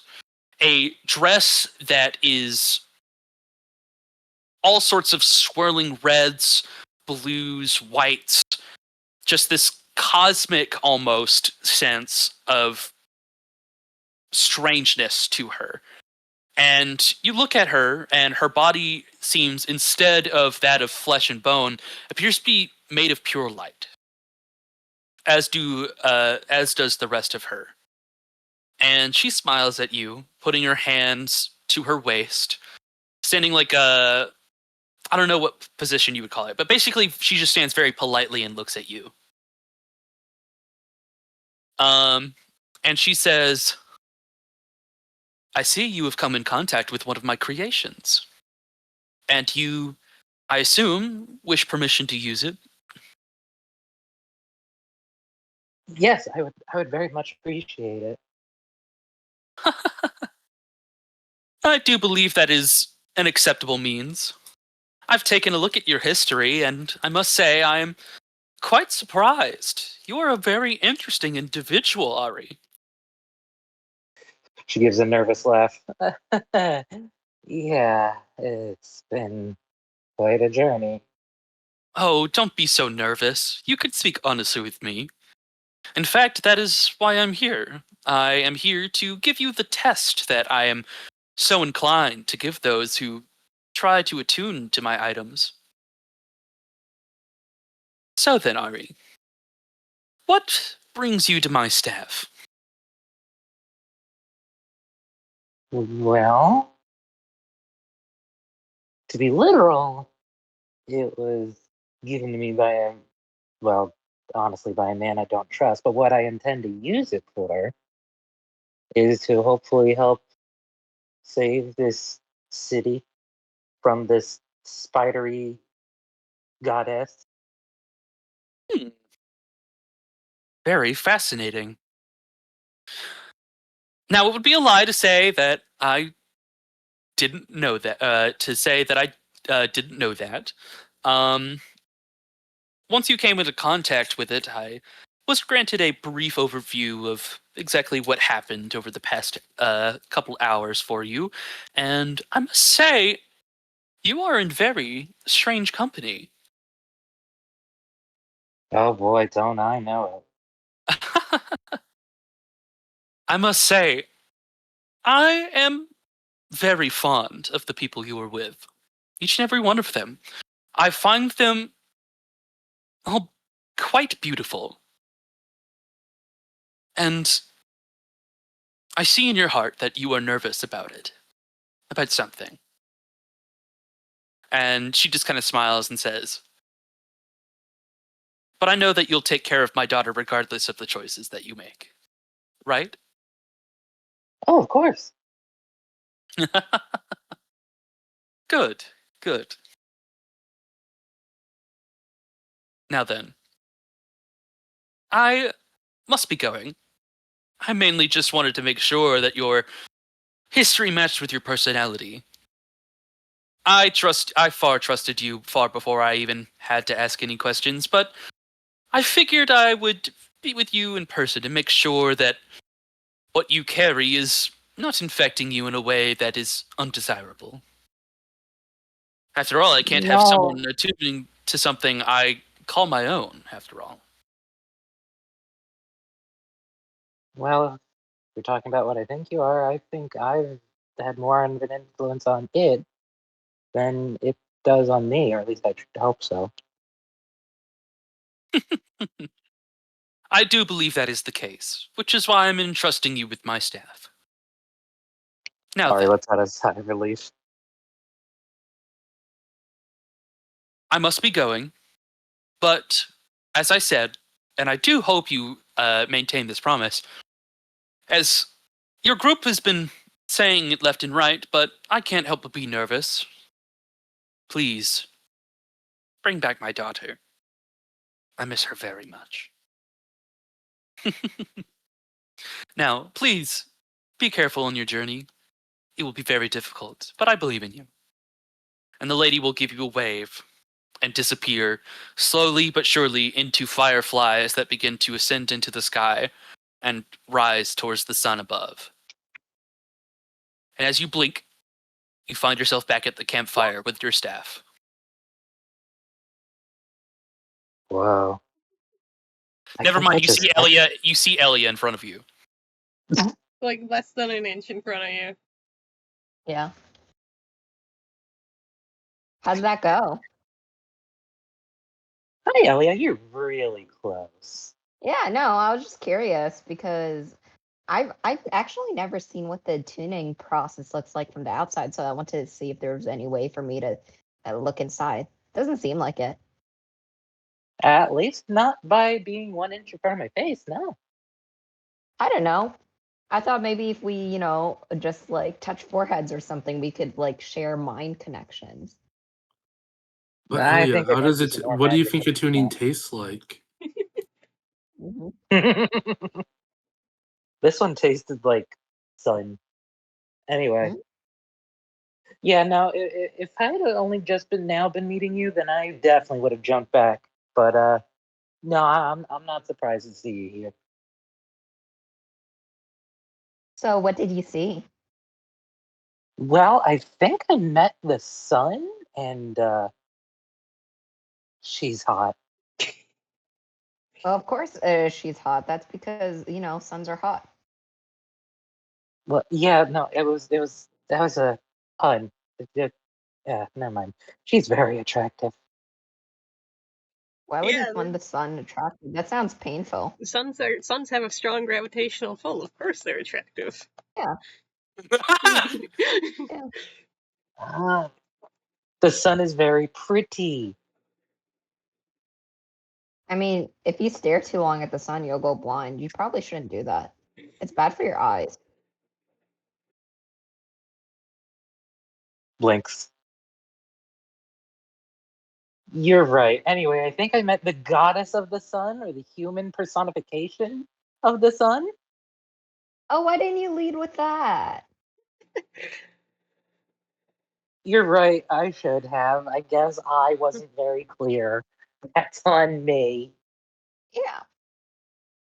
But yes, the human personification / goddess of the sun is very pretty. Okay. Like, Do you want to go try out prettier your than new I am. stuff? Ooh. What did you say? Do you want to try out your new staff? You know what? I think I do. Not setting off any fireballs or anything, but I have a perfect target practice for you. I am not shooting kombucha. No, you should. That's because it's easier for me to resummon him when he's dispelled instead of turning him into a dog. You should. No, I'm not doing it. Why not? I was just going to make this thing light up. No, you should try it out. Target practice. No, I'm not shooting Kombucha will remember that. You lost approval for not killing him. Yeah. You know what, Elia? Roll persuasion for me. I want to see if you could persuade Ari. Sure. Somebody tell me what she rolls. 5. I'm not shooting the dog. Aw. You're asking a druid to shoot an innocent animal for no reason. No Somebody who reason he's asking for it. speaks with animals. Kombucha, do you want me to shoot you? Miss? I didn't understand That that. was so loud when you cut out for me. Yeah. I didn't even pick up my gasp, but I did like a really loud, excited gasp. Oh no.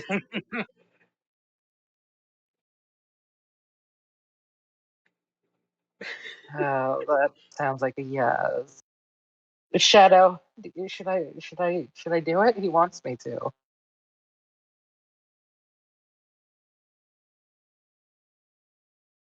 That's my Tresson. That's my familiar. Oh, sorry, I didn't hear who you were speaking to. It was to Shadow. I named him Shadow, right? I believe so. Yeah.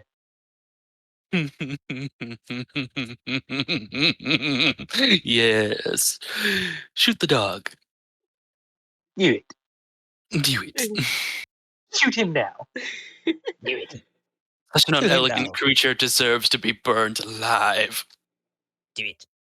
Wow. You have more of a thing against that dog than I do. You know what? That's 3-4. I'm outvoted. Okay. Hold still, kombucha. No. Wait a minute. I can't actually read what the staff does. Yeah, though. I posted it in So, Silence of Death if you want to take a look. Or I could read it if you cannot peep there. I can peep. Let's see. Good peep. It's a +1 quarterstaff that if you do melee damage, it does an additional 1d8 fire damage.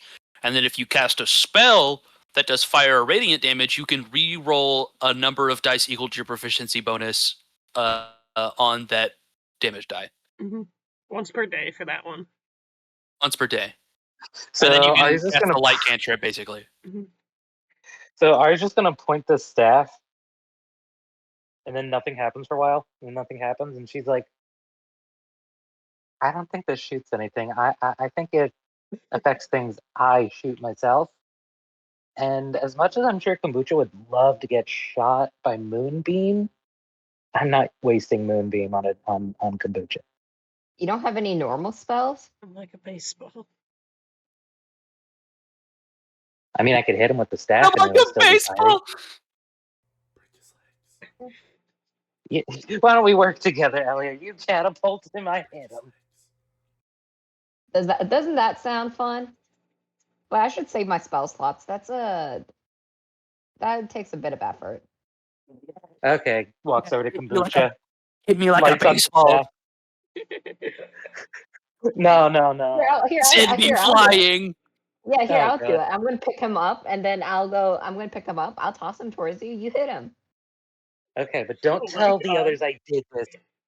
Please don't tell the Oh. others I did this. They are going to not let me hear the end of it. Okay, ready? All right. 1. Yeah. Takes a baseball 1, stance. 2, 3, and I'm gonna toss him towards Ari. Swing.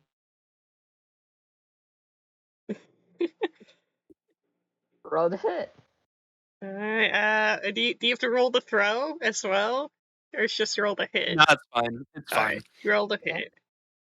I'm just gonna use the normal quarterstaff roll for now, so just imagine this but +1. Yeah.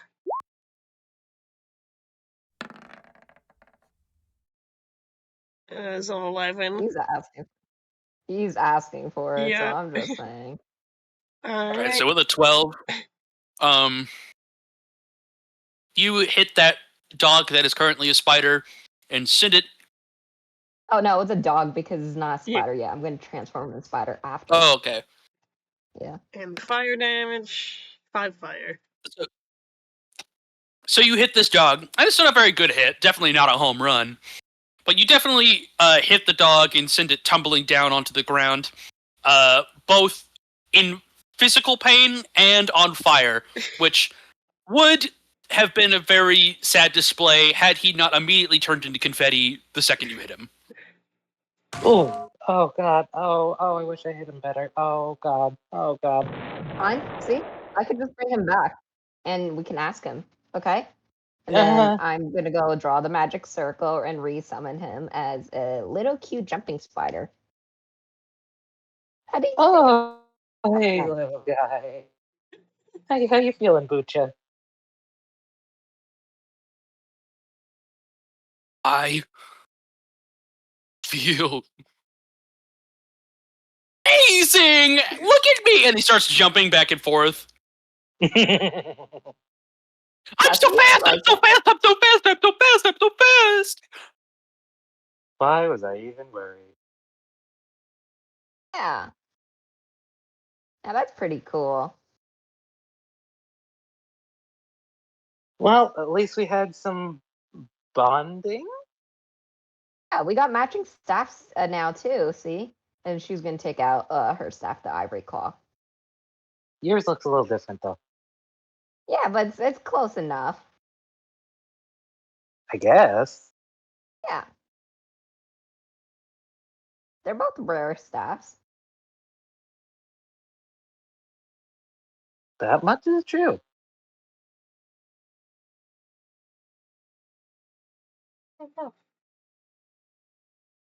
Let's go. Let's go meet up with the others now. Good idea. And Elia. Yeah. I know you're gonna ask.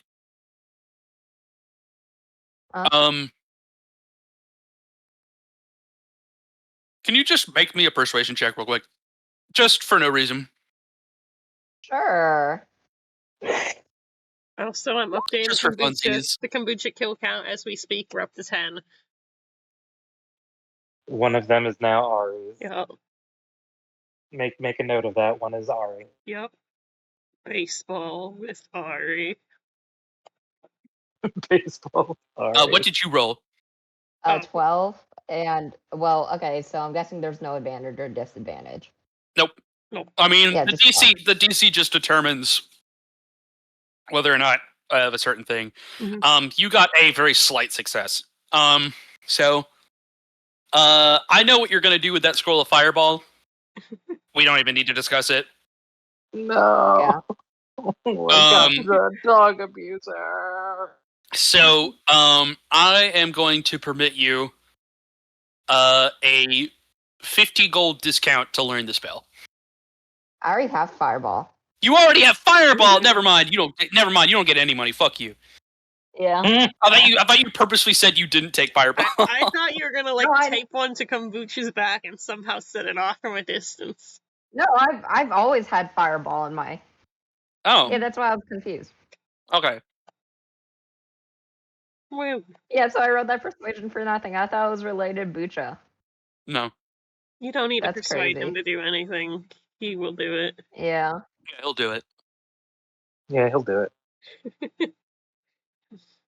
He'll do you. He's a minor. He cannot read fireball though. Yeah. He can't read. No, I'm gonna have to. I'm just. It just means I could spam fireball without using my own spell slots, so that's fine. All right.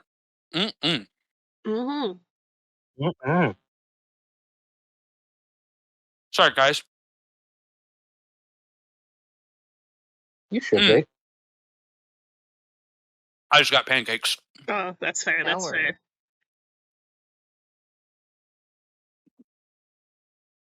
Pancake break before we do my little thing, perhaps. There we go. Excuse me. Oh. All right. I'm fueled. No pancake break then. Well, do you want to take a 15? We can take 15. Yeah. I'm still good to go. Yeah, I'm also still good to go. I thought just you need a minute to eat, but I'm good to go. No, I just shoved them down my gullet. Oh, okay, that's fair. I was very hungry. That is understandable. All right. So yes, there's only one person who has not completed their goal. Scotch tape.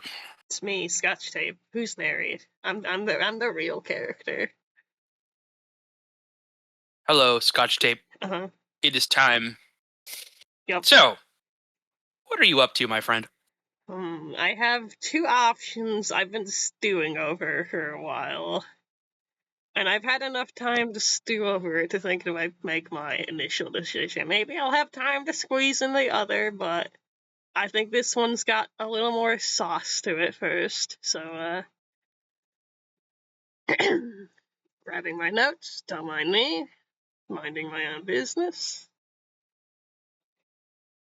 I was thinking just heading out to like the a little bit out of town, find a nice like hill or something with a good like view of the stars. So we're gonna try to say some prayers, commune with my god buddy a little bit, perhaps.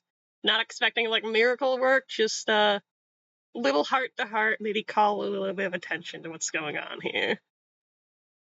Yeah, that sounds like fun. Yeah. All right. Get some offerings on the way, some snacks. For funsies, what do you say? All right. Yeah, so this is a good ways out of the city, so unless there's a secret spider following me, we're out of earshot of commoner folk, so I'm gonna get a little bit reflective with it. I have to think about this. I didn't think this far. I should have written up something. I mean, if you just want to give me an idea as to what you're saying, you don't have to actually like speak it out. Yeah, probably just overall, like, just a bit of reflection, a bit of confessionals of the past few days. Like, hi, Mom knows.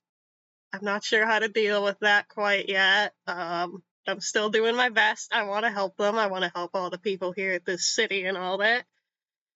The, Spider God thinks that, I have no right to be here and help these people, and I certainly disagree, and I think you would too, so I ask you to, help guide where my eyes cannot see while we're, on our mission, and, just help me help you be able to do the best things possible for this city and the, people within it, no matter what. Just, happy to see my friends again, too, even if they still need help changing their mind about some things, but one last little joyride before we get to that at some point. Sounds like a fun day to me. With your prayer, Yeah. You receive no response. Mm-hmm. But as you're looking up into the night sky and looking into the stars, you can't help but notice that the North Star twinkles. And you feel as though you have been heard. Yeah. I give it finger guns. Yeah. I imagine Mary's probably also like made a little like mini pseudo makeshift little shrine, left some offerings there, like little pieces of star fruit, some little journalings, and like other little bits and pieces our good old wish god might appreciate from the heart.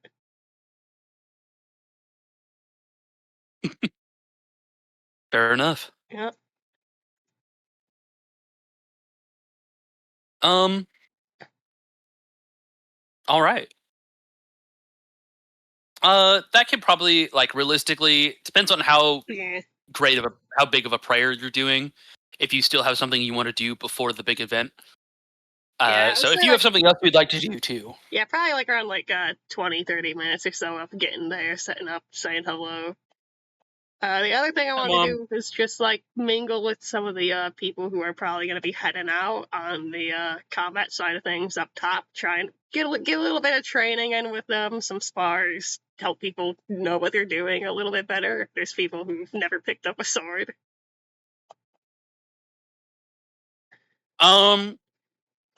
I suppose that depends on a couple of things. So firstly, as you go to train with a couple of people and you go to test their skills, why don't you give me an insight check to see how well you can gauge these people are at fighting?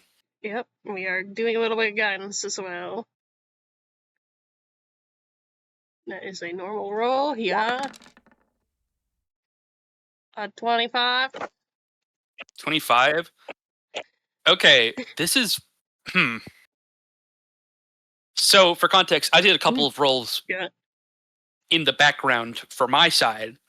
And what I just rolled is interesting, to say the least. Real good or real bad. So, as you pull out your blade and offer to do some friendly sparring with a couple of soldiers, one takes your offer up and meets you out in one of the training arenas. And it does not take you long to realize that you might be outclassed. Oh, wow. Because one of the guys that you were fighting, mm-hmm. he's faster than you. Like, you would almost compare this to like the platoon you would carry out back when you were still one of the generals. Like, this guy has an impressive power behind him. So for summary, I did a roll in the background to determine the quote unquote average CR for these guys. They got a 92, an 86, and a 96. Dear God. So their average CR, and granted, there was a fourth roll, which was an 18. Yeah, so there's like two guys. There are two guys that are like CR 1/4, but the rest of them are like CR like 7s. Yeah, like I imagine like Mary like starts off pretty passive, like, all right, maybe you're new to this, so I'm just gonna get you warmed up. Oh, you're serious. Oh God, I can take this seriously. This is gonna be fun. Yeah, like it genuinely kind of throws you for a loop that like Welson is bringing actually really good trained soldiers. Right. Like, and then there just happens to be a couple of guys who are not trained who are sneaking in for some reason. Which is what I'm going to go with. Yep. So you have a confident feeling that the top group is going to be okay. Yeah. Maybe just watch out for the little guys a little bit. I'm a little worried about them. Yeah, definitely gonna. I'm gonna say if you dedicate the next bit of time for the little guys, I'm gonna let them bump up to a CR 1/2. Let's go. Yeah, train with the big guys to help the little guys. Neri probably gets a little too into it at times, getting a little nostalgic for the good old days of bloodshed and combat. And after the half hour has passed, you've managed to teach the new guys basically how to like actually survive. Yeah, it's less about teaching them how to fight and more how not to die today, please and thank you. Yeah, that's pretty much what it takes. Is like these guys are wearing like hide armor. They've never picked up a shield before, so they have no idea how to use it. And the weapons they use are basically like not great. Yeah. But you ultimately teach them how to use a shield, how to swing a sword at least okay, and how to effectively use their armor enough to actually have a proficiency, quote unquote, with it. So they will now be considered a little more likely to survive this encounter. Yep. Very nice. And for those of you listening in the video who are like, "Why is he running CR7s?" I'm not actually. It's just my justification for why those guys in particular are not going to fucking die. Yeah. At least unless shit goes really wrong. This is just my way of guaranteeing like that most of these soldiers are going to be fine.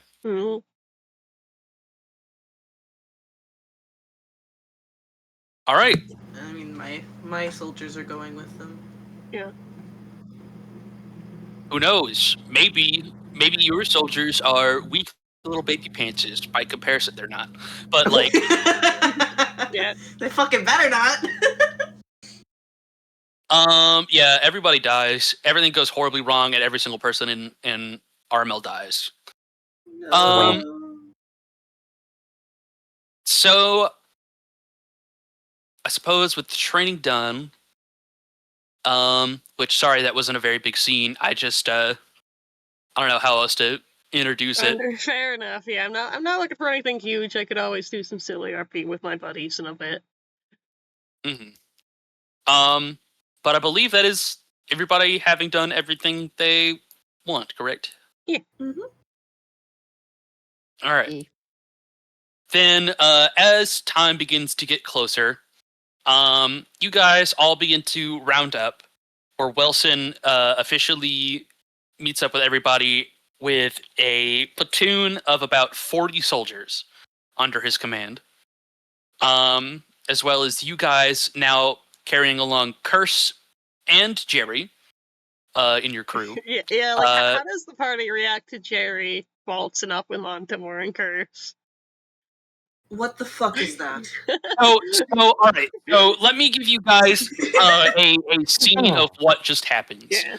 Is you guys see Montemore and Curse return back to the front gate, toting behind a white dragonborn who is carrying a very drunk kobold. Mm-hmm. I'm so glad Picnic came with us. So is that the artificer? She's very Hello, everyone.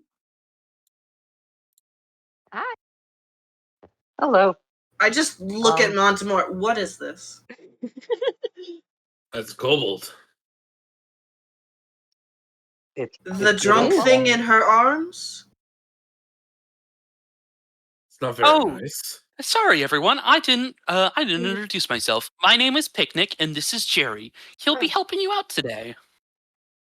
Hi, guys.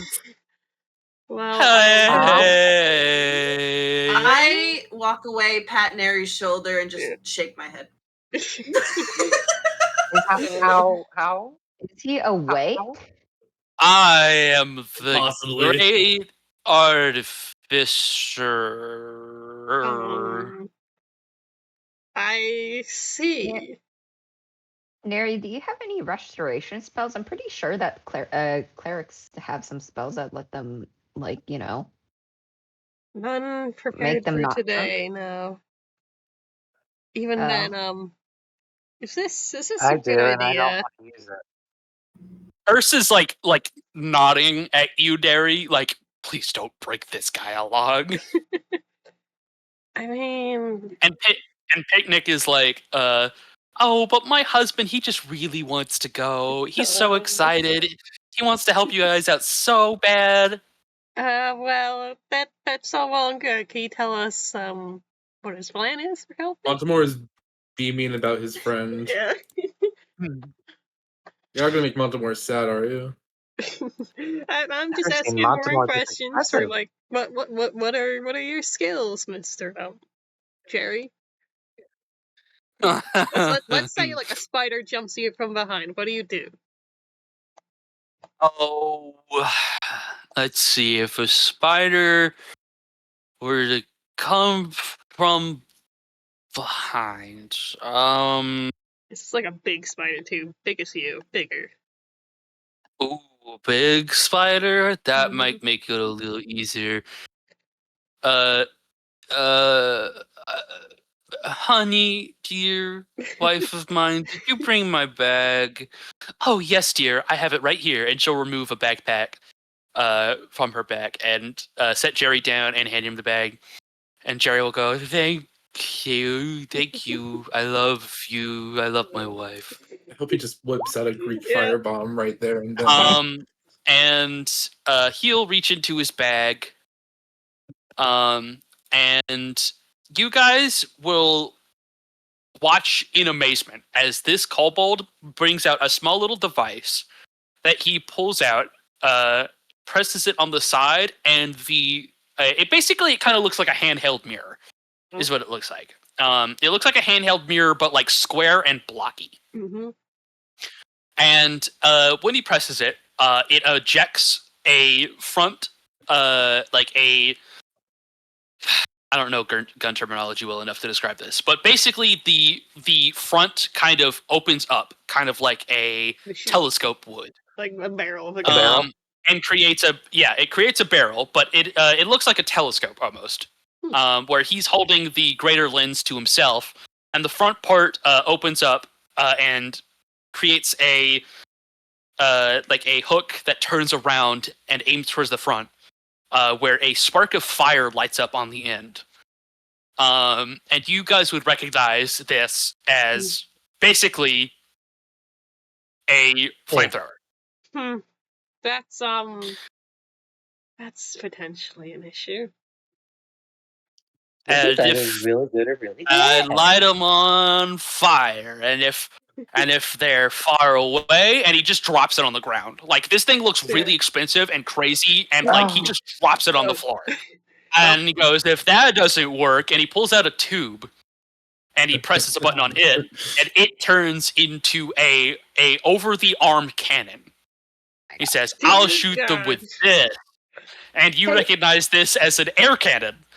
In which it shoots energy so hard that it literally is blunt force trauma from the air pressure. Wow. And then he drops that on the ground on top of the flamethrower. And if that doesn't work, and then he'll pull out a small little handheld device, click it, and a sword that appears to be made out of electricity appears.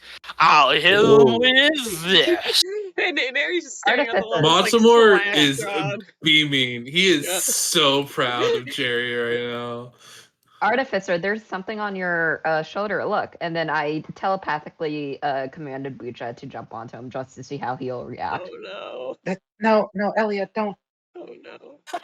I telepathically, so you didn't hear that. I'm reopening the kill count. I'm reopening the kill count in advance. Oh my god. Yes, please. Holy shit.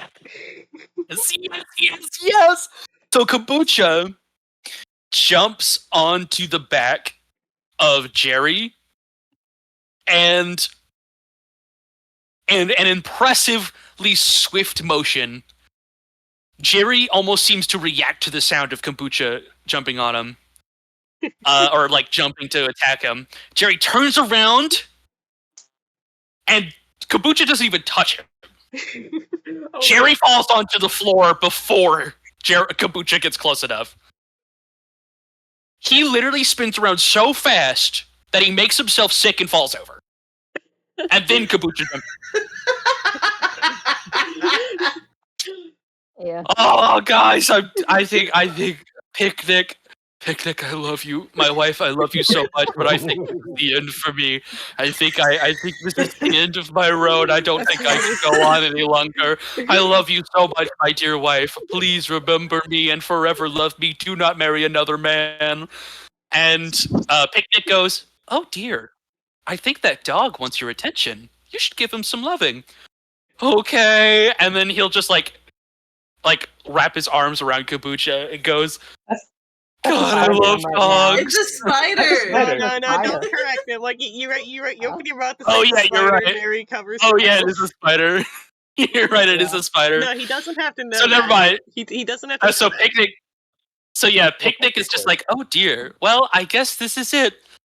I guess I'll have to move on. And like, as she says that, it looks like her life ends. Like her eyes like go dark.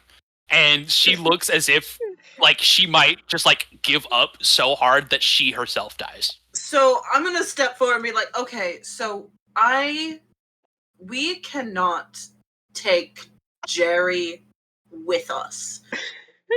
If Jerry is all right with letting us borrow his inventions, that's another thing. But bringing him with, I don't see that happening. I don't know. He might keep morale up. I'm sure he would keep morale up for the 5 minutes he makes it. I'm completely fine.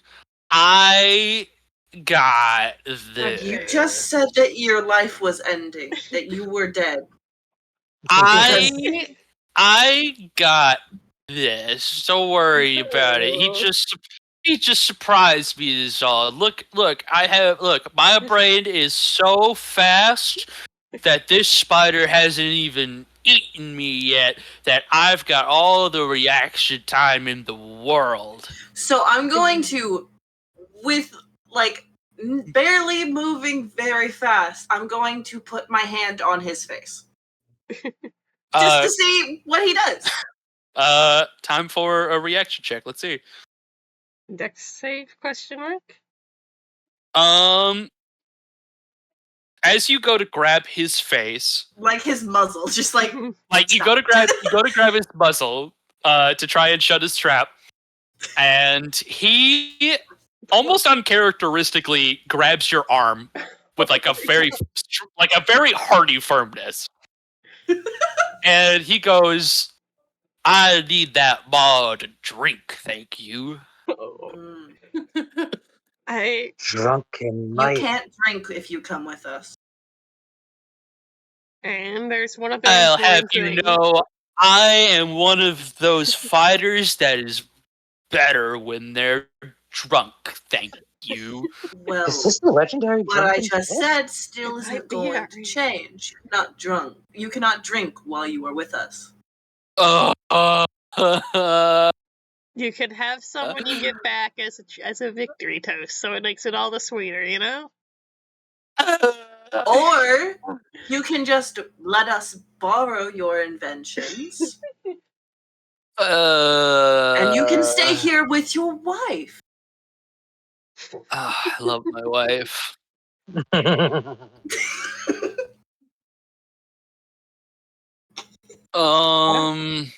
Why don't you just invite his wife to come along and she can be his chaperone? Are you able to fight? Heavens no. I don't even know what those things on the ground are. Okay, never mind. Yeah, no. Oh, don't worry about Jerry. I'm sure he'll be fine if he joins you. He's a master of science and the arts. I'm sure he'll figure it out fine. He fell over because a spider jumped on him. Jerry. Yeah. Leans in like very, very close to his ears so no one can overhear. How familiar are you with the sewers of the kingdom?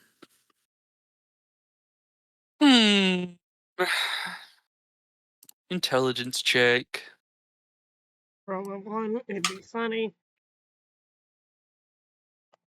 Roll a 20, it'd be awesome. Oh. I don't like that, This is really funny. Yeah. Yeah. This is really funny. Yeah. Yeah, I built them. What? So I know their entire ins and outs. What? And can I just quickly, just for the sake of it, can I insight Raven walks that? away and sits down. Yeah. Yeah, you roll. Go ahead, roll an insight. All right, I'll roll it Sketch for if you you. would. All right, dice. Here we go. Yeah, I built them. Yeah. You rolled a 9. A 9? Yep. Bro, this man's drunk as fuck. You have no fucking idea. I would Let me like to try. insight. Ari's in disbelief. Alright, I'll roll for Ari first. Insight. Where's insight? There's insight. Oh my god. Ari what do we get? rolled a 21. Ari rolled a 21. I don't think we can't not go without him. Does anybody else want to roll? I will because it's funny. I'll too, because it is funny. I want to. Raven is in disbelief. I don't want to roll. I don't want to know. I just don't want him here. Yeah. Y'all on some hater shit. I think this. Mary thinks this is hilarious. Yeah. Raven is going through it right now. Yeah, Neri rolled He's having issues. Yep, Neri rolled a 19, Elia rolled a 12. So Elia can't tell. Elia, this guy's drunk. Yeah, this guy's just drunk. Very complex man, hard to read. Yeah, that's so true. It's something tells me that's so not complex. With a 19 and a 21, you guys can tell that he rolled a natural fucking 20 on his knowledge of the sewers. Oh.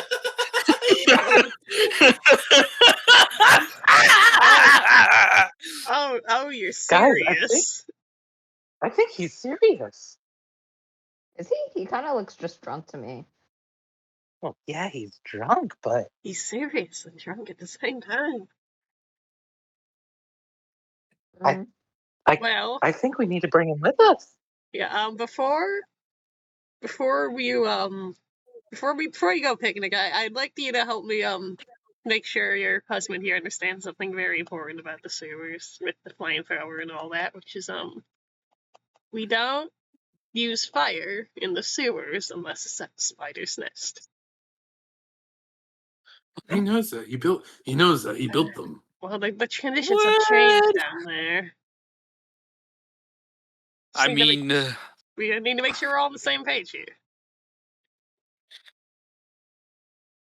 I mean, what do you take me for?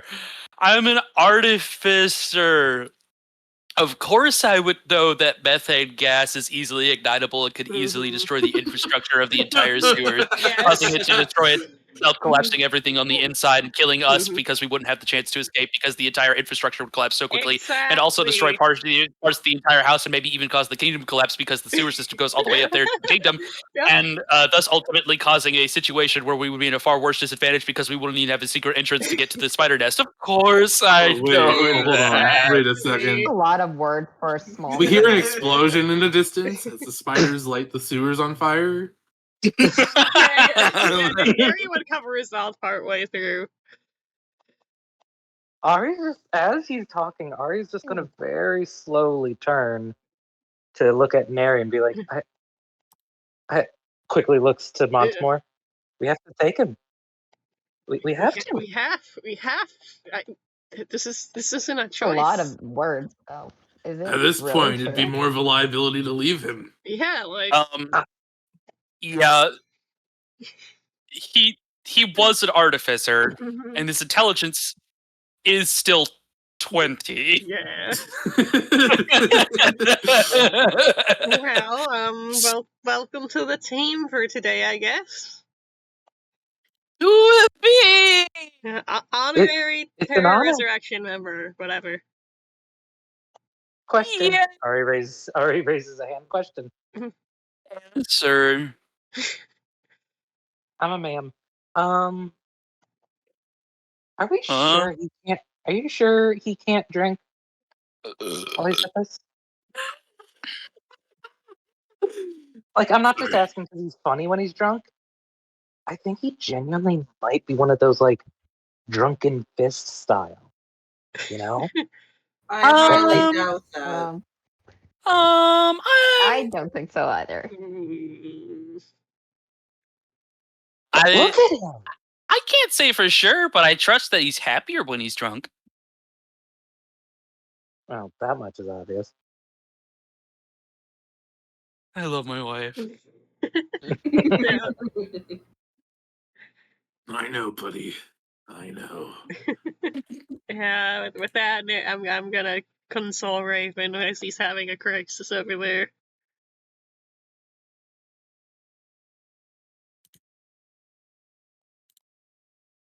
So what else is there for us to do if we were going to bring him along? Well, that's actually a great point.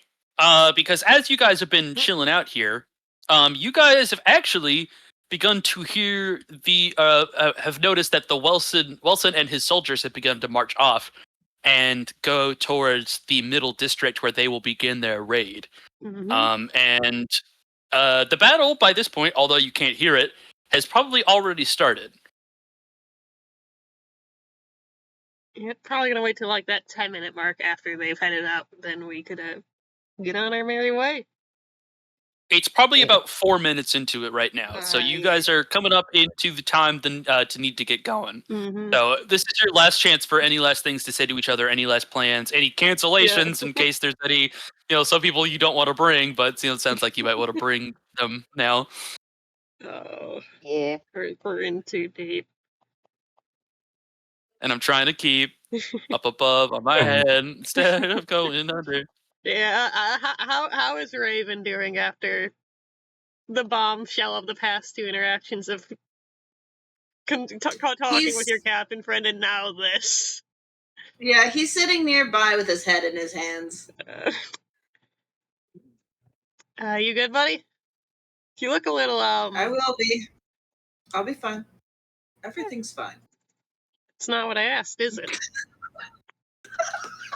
Julian, I just want you to know, I'm so happy this went the way it did. Yeah, me too. This is the best way it could have possibly gone. I definitely was like, this is the stupidest thing ever, bringing a drunk man. But, like, I did also say he's like a level 7 artificer, so I can't back down now. Like,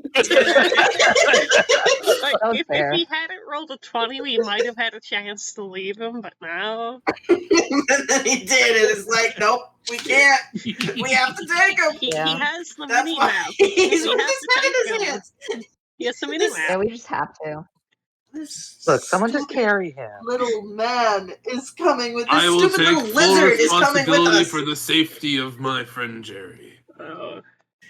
Montemar, you are completely responsible for him. If this man dies, we lose a national treasure. If anything happened to this man, I would kill everyone in this room and then myself. We're outside. Well, everyone. I think he means everyone. Well, everyone.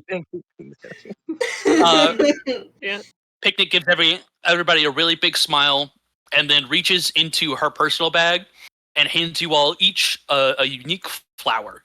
And says, please take care. Use these as good luck blessings, and remember that the gods, well, I know it's controversial, but I trust that they're watching over you, and I think you'll be okay. Ari, as soon as she hears that, flower we each got. Flower did we each get? I knew you were gonna fucking ask, and I was prepared for this moment, you motherfucker. Let's go. No, you weren't. I was actually. So. Oh. I wasn't. Wow. I lied actually. But anyways. Cade, you got a or Raven. Mm-hmm. Raven, you got a gladiolus. What's that? Googling. From Final Fantasy 15? Yeah. Neri, you got a cosmos. Cosmos. Elia, you got a snapdragon. Oh. Ooh. Montemor, you got a primrose. I got a tiger lily, didn't I? Though I actually have you down as lilac. Oh, that worked too. Aria's gonna put it behind her ear. Mm-hmm. And Curse got a butterfly bush. Oh, what does Jerry get? Jerry gets a whole bouquet. Yeah, I figured. Oh, Jerry gets a whole bouquet and a sloppy kiss. You didn't have to make the sounds. By the way, whenever Picnic says the thing about the gods, Ari is going to walk up to her, put a hand as close to her shoulder as you can, and just kind of look happily, tearfully. You're brave for saying that. And they are. I know they are.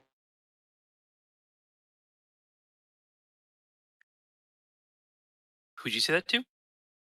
Picnic, because Picnic was like, the gods bless you, or whatever. Oh, yeah, that's right. Well, the gods are watching us. They are. Yeah. Thank you. These are very pretty. Of course. And when you come back, I'll be happy to share more. Now, take care, you guys. Oh, what am I saying? I know you'll be fine. And she turns around and walks off with her picnic basket. Hey, boo-boo, let's get a picnic basket. Is this the right flower? Sounds so nice. Man, I don't know what they look like. I literally just pulled up a fucking flower generator. Nice. Good job. And I just lifted off the flowers they gave me. Yeah, like honestly, like somehow fitting. Like you gave the cosmic flower to the space cleric. Well, when it said cosmos, I knew I had to give it to you. You gave the pretty pink primrose to the man in pink armor and pink hair. Yeah. If you had given me lavender, I would have killed you though. I didn't roll Yeah. lavender. We gave you a flower that represents carpets.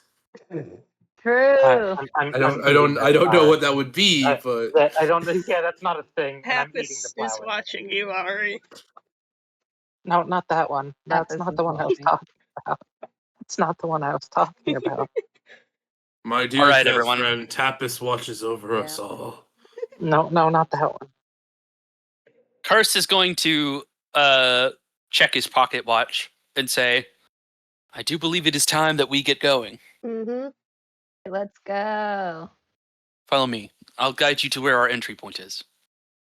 And he's going to start walking into the lower district. Let's go. Montemore picks up Jerry and tucks him under one of his arms. Yay! Free ride!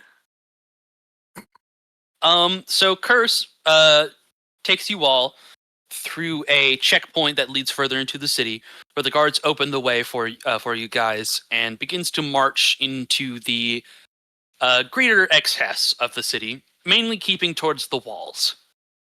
It seems that this place has been carefully and methodically picked out because you guys don't come to find any spiders in this area, at least not big ones. You do find a couple of small ones, but you aren't ambushed on the way. So it seems like there's been preparations for this over during the day.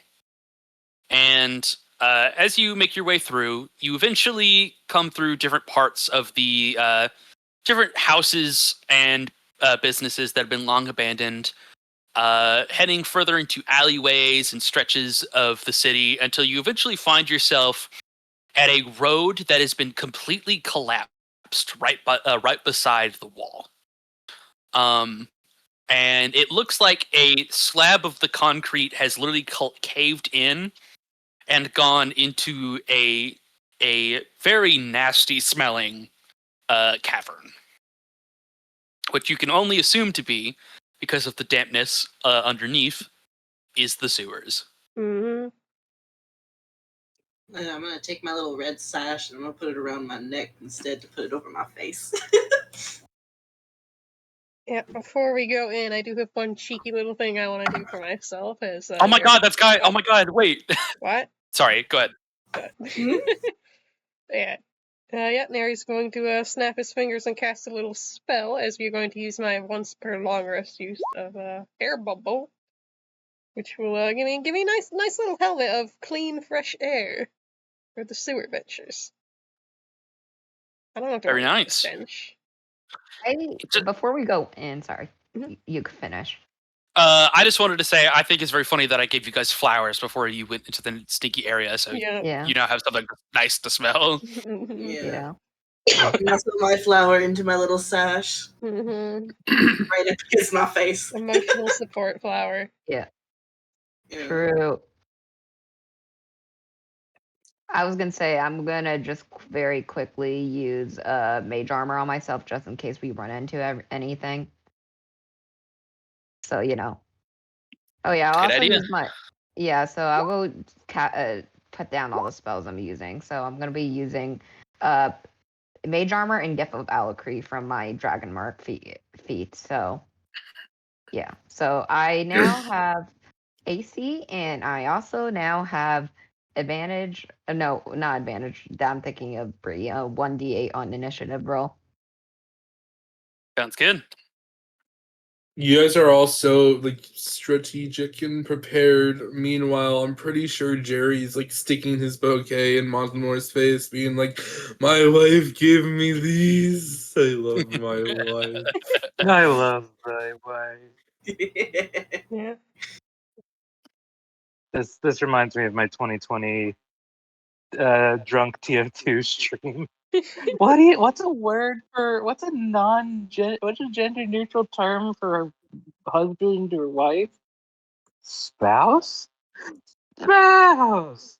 I love shit. my spouse. Yeah, oh shit. Because my feature, I forgot about this. If I cast it through my mark, which I do, I have to roll a hit dice, and If it is odd, one random creature within 30 feet of me, not including me, takes force damage equal to number rolled. But if I roll even, I get temp HP. Wait, what did you cast it with? My drag mark. It's a feature. Here, I'll show you.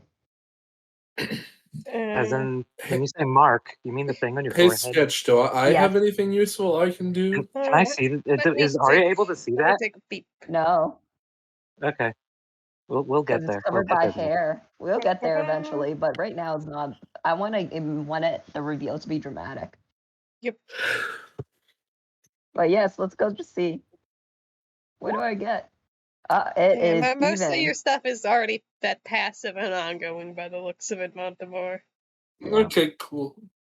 So I have 8 temp HP. Yay. I feel like I'm Mainly also the saving good throw passively. buff, I assume. Mm-hmm. Maybe I'll turn into a giant sewer gator if I have to. Okay. You could turn into like a frog and be like, "You are the frog god of death." Against spiders? Yeah, I'm sure they have the same beliefs. I now have to make 2 character sheets. Thank God. Was that this timeline or the last timeline we did that?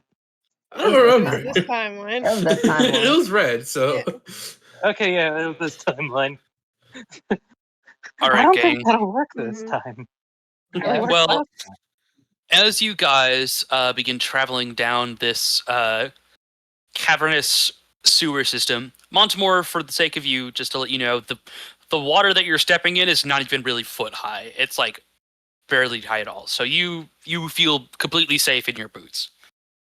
But as you begin walking, Kars keeps a close scan on the walls as he goes, taking very specific turns as he goes about.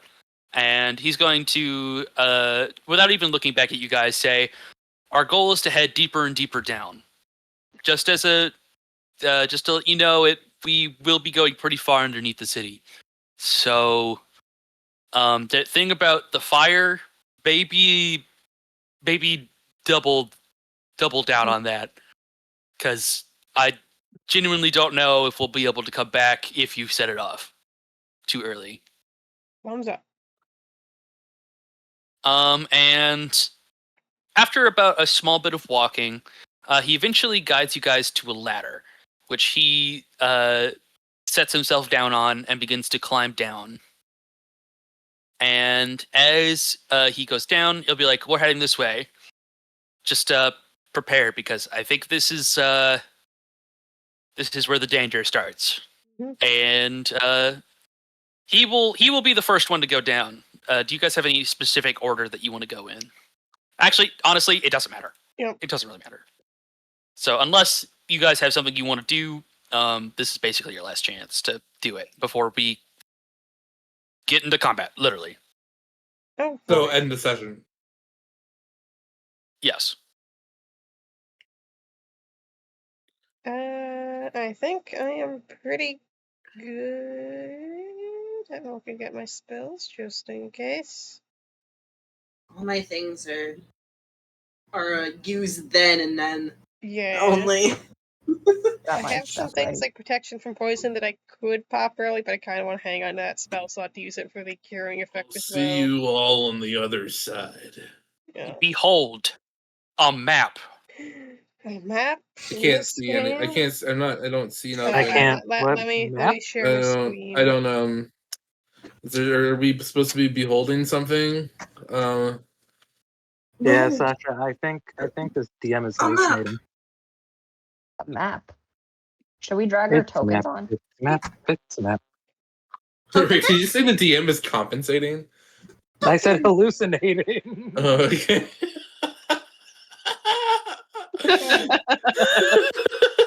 What you two, Ray? I think Ari should get reverse inspiration. I said hallucinating, not compensating. God.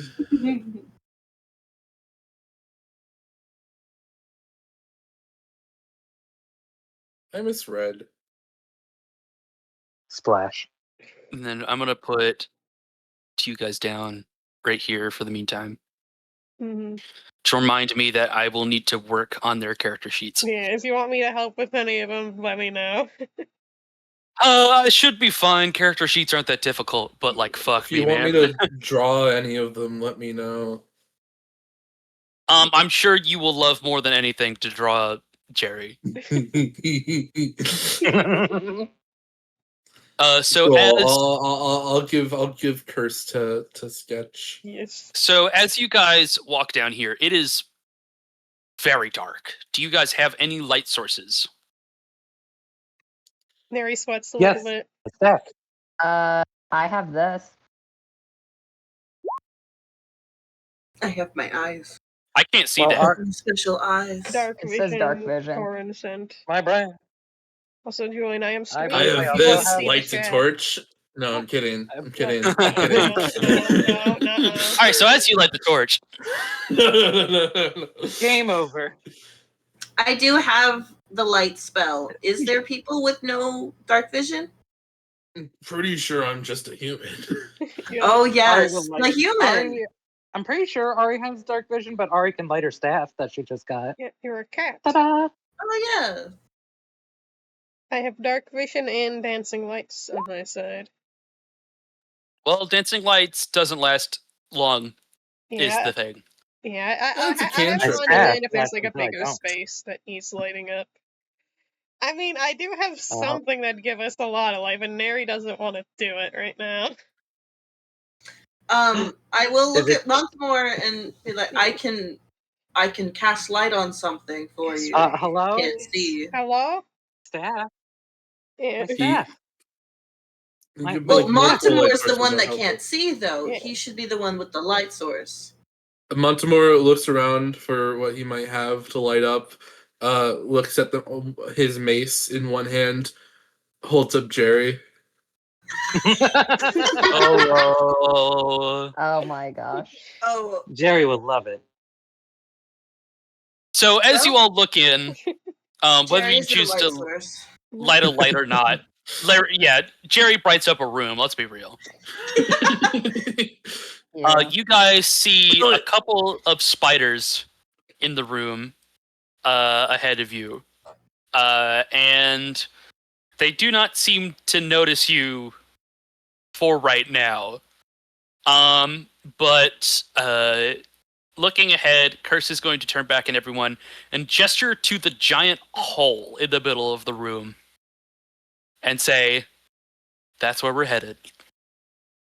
Wonderful. And you guys can see from here that it's absolutely destroyed in cobwebs. Cobwebs? Cobwebs. Cobwebs. Absolutely cobwebs. destroyed in cobwebs? That's crazy. There's so many cobwebs.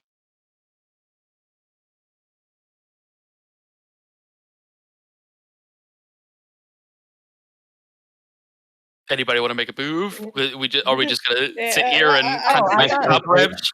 I thought that was a Yeah, so cliffhanger. there's two spiders. Anyways, we can go I on. thought it was- Sorry. If you guys want a cliffhanger, then in that case, Curse walks forward, and as he steps forward, he steps on a plank, and as he does, all the spiders immediately go, "Huh?"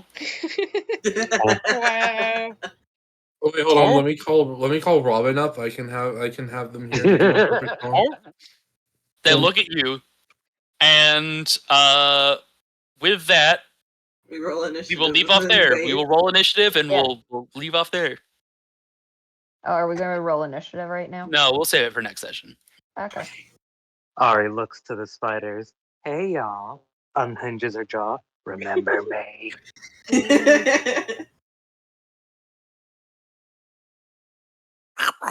All right, bitches, we did it. We did it. We did it. Congratulations, everyone. You didn't die. Speaking of dying, this is a dead serious mission. Yep. And you guys know well that I am not of the type to kill off a character unless it matters. Mm-hmm. However, you guys are in a situation where people's lives are on the line. Yep.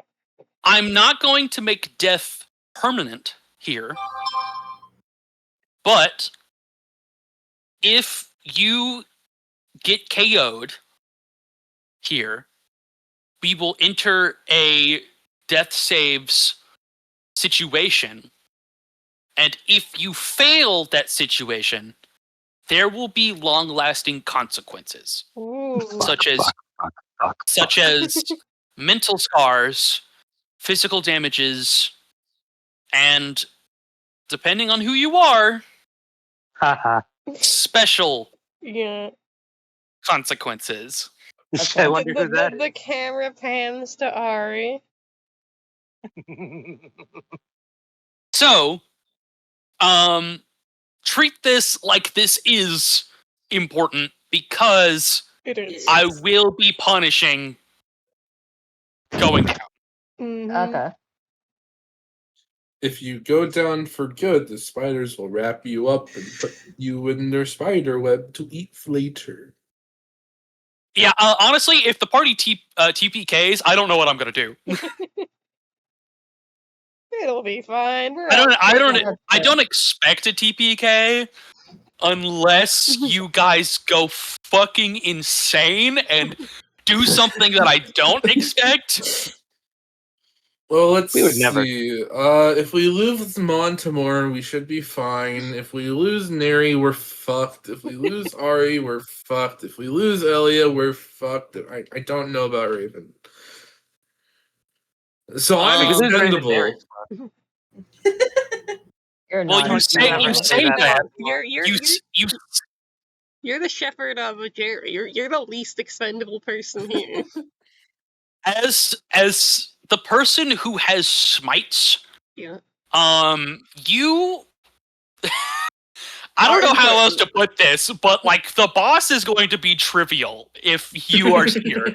Like it's not even like if you guys teamed up well enough, Barry could kill all the fodder and Montemor could kill the boss. Like it's nothing. Like I don't know what else to say, dog. Sasha, I will teach you how to paladin by the end of this.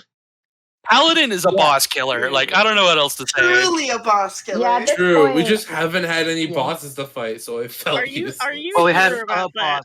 Are you sure about that? We had a boss. A boss. Red wasn't there. Red. That was Red, and Red wasn't there. That was Montemor. I wouldn't count the last boss because the last boss was literally supposed to be bullshit. Yeah. Oh, well, that was a survive until Ari does the thing kind of. This is an encounter. It was either going to be Ari does the thing or Neri does the thing. Mm-hmm. Technically, it was neither. You guys are going to get rescued by the guys regardless. Yeah. So you're telling me that I discard Ari for nothing? Yes. I mean, no, it definitely made for a much more interesting story. Yeah. True. No, I'm not actually. We didn't know we were going to be saved. But I wasn't going to. Yeah. I mean, that's fair, but I also literally am not going to. Yeah. I'm going to do my best not to be in a situation where you guys are going to die. Yeah, like, realistically. Yeah, like I trust you. Can I just say? Oh no, go on, Sasha. Oh no, wait, you were saying that. Yeah, I was gonna say, like, as a DM, I trust you. If you throw a CR20 monster at level 6 characters, for the love of God, like, there's a method to the madness in there, and it's not like a fight to win, quote unquote. Yeah. You also swung like 1 billion shadows with us. Oh yeah. Mm-hmm. And then I Spirit Guardians horsed all over them. I wouldn't even say that they horsed on him. They ran. Yeah. They said, "Come with us or die." I was trying so hard not to die during that fight. Yeah. I mean, I was literally running everything that just says punishes you for trying. Sorry, Corin, go ahead. Right. Now remember, I was literally using all my saber suck spells on the boss. Yeah. That was fucking. And he kept saving most times. Yeah. And it had legendary resistances, so it could just choose not to. What did I even do? I think you were mostly trying to punch the shadows. Makes sense. Well, Knock off the fodder. That's how you're supposed to fight a big bad. You you kill the ads first. Yeah, if we want to go Luckily, for like out of character, like team synergy stuff as well, I would be more than happy to bring up some cool moment combos, perhaps. Luckily, the next boss fight should not only be easier, but also fun? Question mark. I hope it's. I think it'll be fun. I like. Very But excited anyway, this week. Go on, Sash. I was saying, I don't know when we'll see him again, but when next time we see Red, I have had this bottle of sake sitting on my computer desk for like a couple of months now, and I'm thinking like the moment we get Red back, I am popping that baby open. Yeah, don't worry about any of this conversation, kid. It'll be fine. Yeah. Drunk Sasha as Red. Yeah. Let's go. No, this reminds me of when I said I would take one of my edibles when I got back to school because I wanted to come as super high Elliot. This will be the last time I take an edible because I'm probably gonna do a job that uses federal funds, and unfortunately, weed is still illegal federally. So, yeah, I'm very excited for that too. Yeah. Anywho, do we I have to also wait till I have go back to school. Do we also have some questions, perchance? I was about to bring us there. You and I are of the same mind. Shake my hand. All right, everybody. It's time for the 3/4 questions. As a reminder, is what you liked, what you think could be improved or didn't like if you hated it that much, something you're looking forward to, and a favorite moment from another player. So yeah, we'll start real life alphabetical name. So let's see. Ooh. Fuck. Oh. God damn it. Yeah. Yeah. Die. What? I had fun. You did. Yeah. This is a good session. From me, I feel like I might have needed to interact with my fellow players more because I kind of mostly interacted with NPCs. That's my personal improvement. But I'm getting back into Montemore. I don't remember what he was like totally, other than just like the serious one and passionate. But I don't think anything needed to be improved. I think it was pretty solid. Favorite moment from another player? Ari's Sun Commune was pretty cool. Very and nice. also Ari shooting kombucha with the power of the sun in the palm of their hand. Always classic. Always classic. What are you looking forward to killing the monster scum and saving the kingdom. Hell yeah! All right. And Jared, you're welcome for bringing him along. I'm processing it in the brain. Okay, Corin. Hi. So what I liked, honestly, this was a fun setup session, especially getting ready for it. And of course, I love my kombucha death counter. I love turning him to da da da da da da da this time, and sending him to major leagues. Honestly, he should just go to Major League Baseball at this point. My favorite moment from another character. Honestly, hearing Montemore just like literally try to convince everyone to bring Jerry along was so funny. Like, you did a really good job. It was like you were the only person that had faith, and like you were trying so hard, and I fucking loved listening every second of that. That was fucking amazing. And what am I looking forward to next time? Yeah, I'm ready for combat. I'm so excited to get back into combat. Very nice. All right. Next is Kate. Really? Yeah. Yeah. You're the next alphabetically. Okay. Is it? I very much enjoyed the like the situation with dealing with the general again. That whole scene was pretty cool.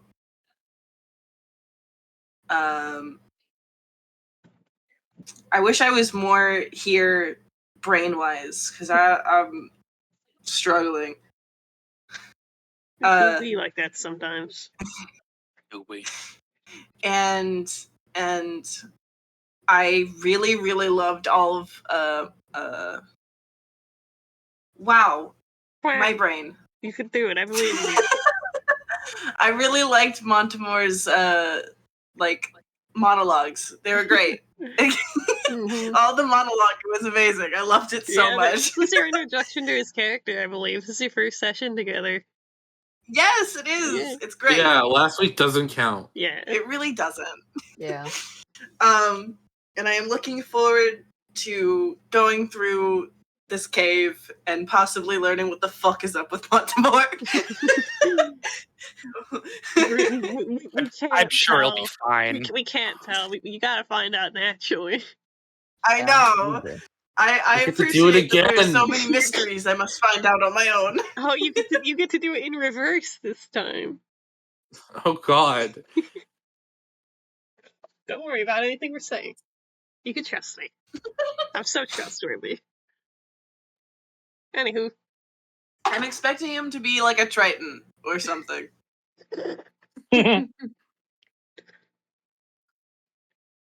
All right. So we had A, C, K. Now we need R for Ray. That's me. Well, golly, this was a lot of fun. Great prep time. Really felt like the calm before the storm. Good session. I gotta say, Montemore. I'm gonna do a quick one. Montemore is my favorite moment from another character, but if I was to choose a non-Montemore moment, it would definitely be Raven, if you will. A Montemore moment. I love my girlfriend. I love my girlfriend. But yeah, no. Raven with his troops was very revealing of who he is, and just seems so far out of his depth.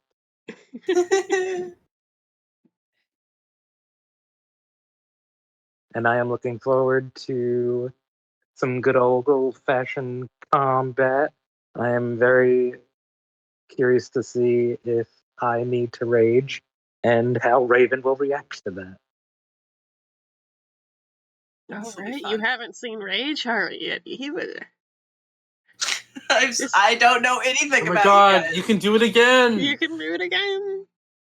You can do it again. It's time to see that your party is more fucked up than you thought. Yeah, and like already, Raven thinks you're all pretty messed up. I'd say, like, it's an accomplishment to go further off that edge. Impressive, even. It's very impressive. Like, you're 4 for 4 on party members with weird, very messed up secrets. And this isn't even my gum who turned into a snake. Yeah. Yeah. Also, why are you talking about party members with messed up secrets? I'm fine. No, you're not. No, yes, I am. Show us your Yes, I face. am. Show us your tattoo. At this point, nothing that you say surprises Raven. Already. It's been 24 hours. Yeah. Hey, Elliot, how's your daddy issues? Yeah, you want to talk about the I don't have a dad. There it is. Who's the guy that you talked to in front of the labyrinth? Yeah. I don't know what you're talking about. Yeah, I don't. Yeah, like I don't know. Yeah, Ari, I gotta be honest. I really don't think I'm the one who should be stabbed. Honestly. Anyway, I believe it's Sketch's turn in the That is me. Ray, did you say what you're looking forward to, or I forgot? Yeah. Very good, very good. Combat, and if Raven gets to see Ray Jari. Oh, yes. All right, I'm gonna try and say things that no one has said yet for the moments, because I could say Montemort and I'd be correct, but we could get a little more creative with Yeah, this. right. All right. Favorite moment. Just like overall, again, everyone roleplayed out of their goddamn minds. This session, like, we had a lot of a good mix between like funny and serious moments, I think, which is always a good juxtaposition to have in D&D. Favorite moments from another player. Let's get this mixed up a little bit. I liked Ari hitting kombucha like a baseball, and I want Neri to find out about your sins so he could yell at you about it. And yeah. Yeah, I also like the insights with Raven interacting with Lucia from Kingdom Hearts or whatever. Because, like, I have some of the meta knowledge of what's going on in your background through the connection we worked out for him and Neri. So I think I know a little on what's going through that head of his, which is very interesting to kind of see that play out from beyond the fourth wall. I am looking forward to seeing how like Neri and Raven's dynamic develops, because you should get to know this weird little guy more. He's so normal. You should trust him with your secrets compared to the rest of this insane party. Mm-hmm. I thought you don't have secrets. Except for the fact that you're a certain cleric and I don't trust you. Yeah. Look, I mean, like, who do you trust most in the party right now, though? Honestly, like, it's definitely you, yeah, which exactly. is bad. Which is bad. You found. Why don't you trust Montemort? He's done nothing wrong. You brought Jerry, who's a level 7 artificer. He's done nothing wrong. Who's a drunk. Yeah. By the way, can we call the episode "He is a level 7 artificer"? He built the sewers. No, it should definitely be he built the sewers.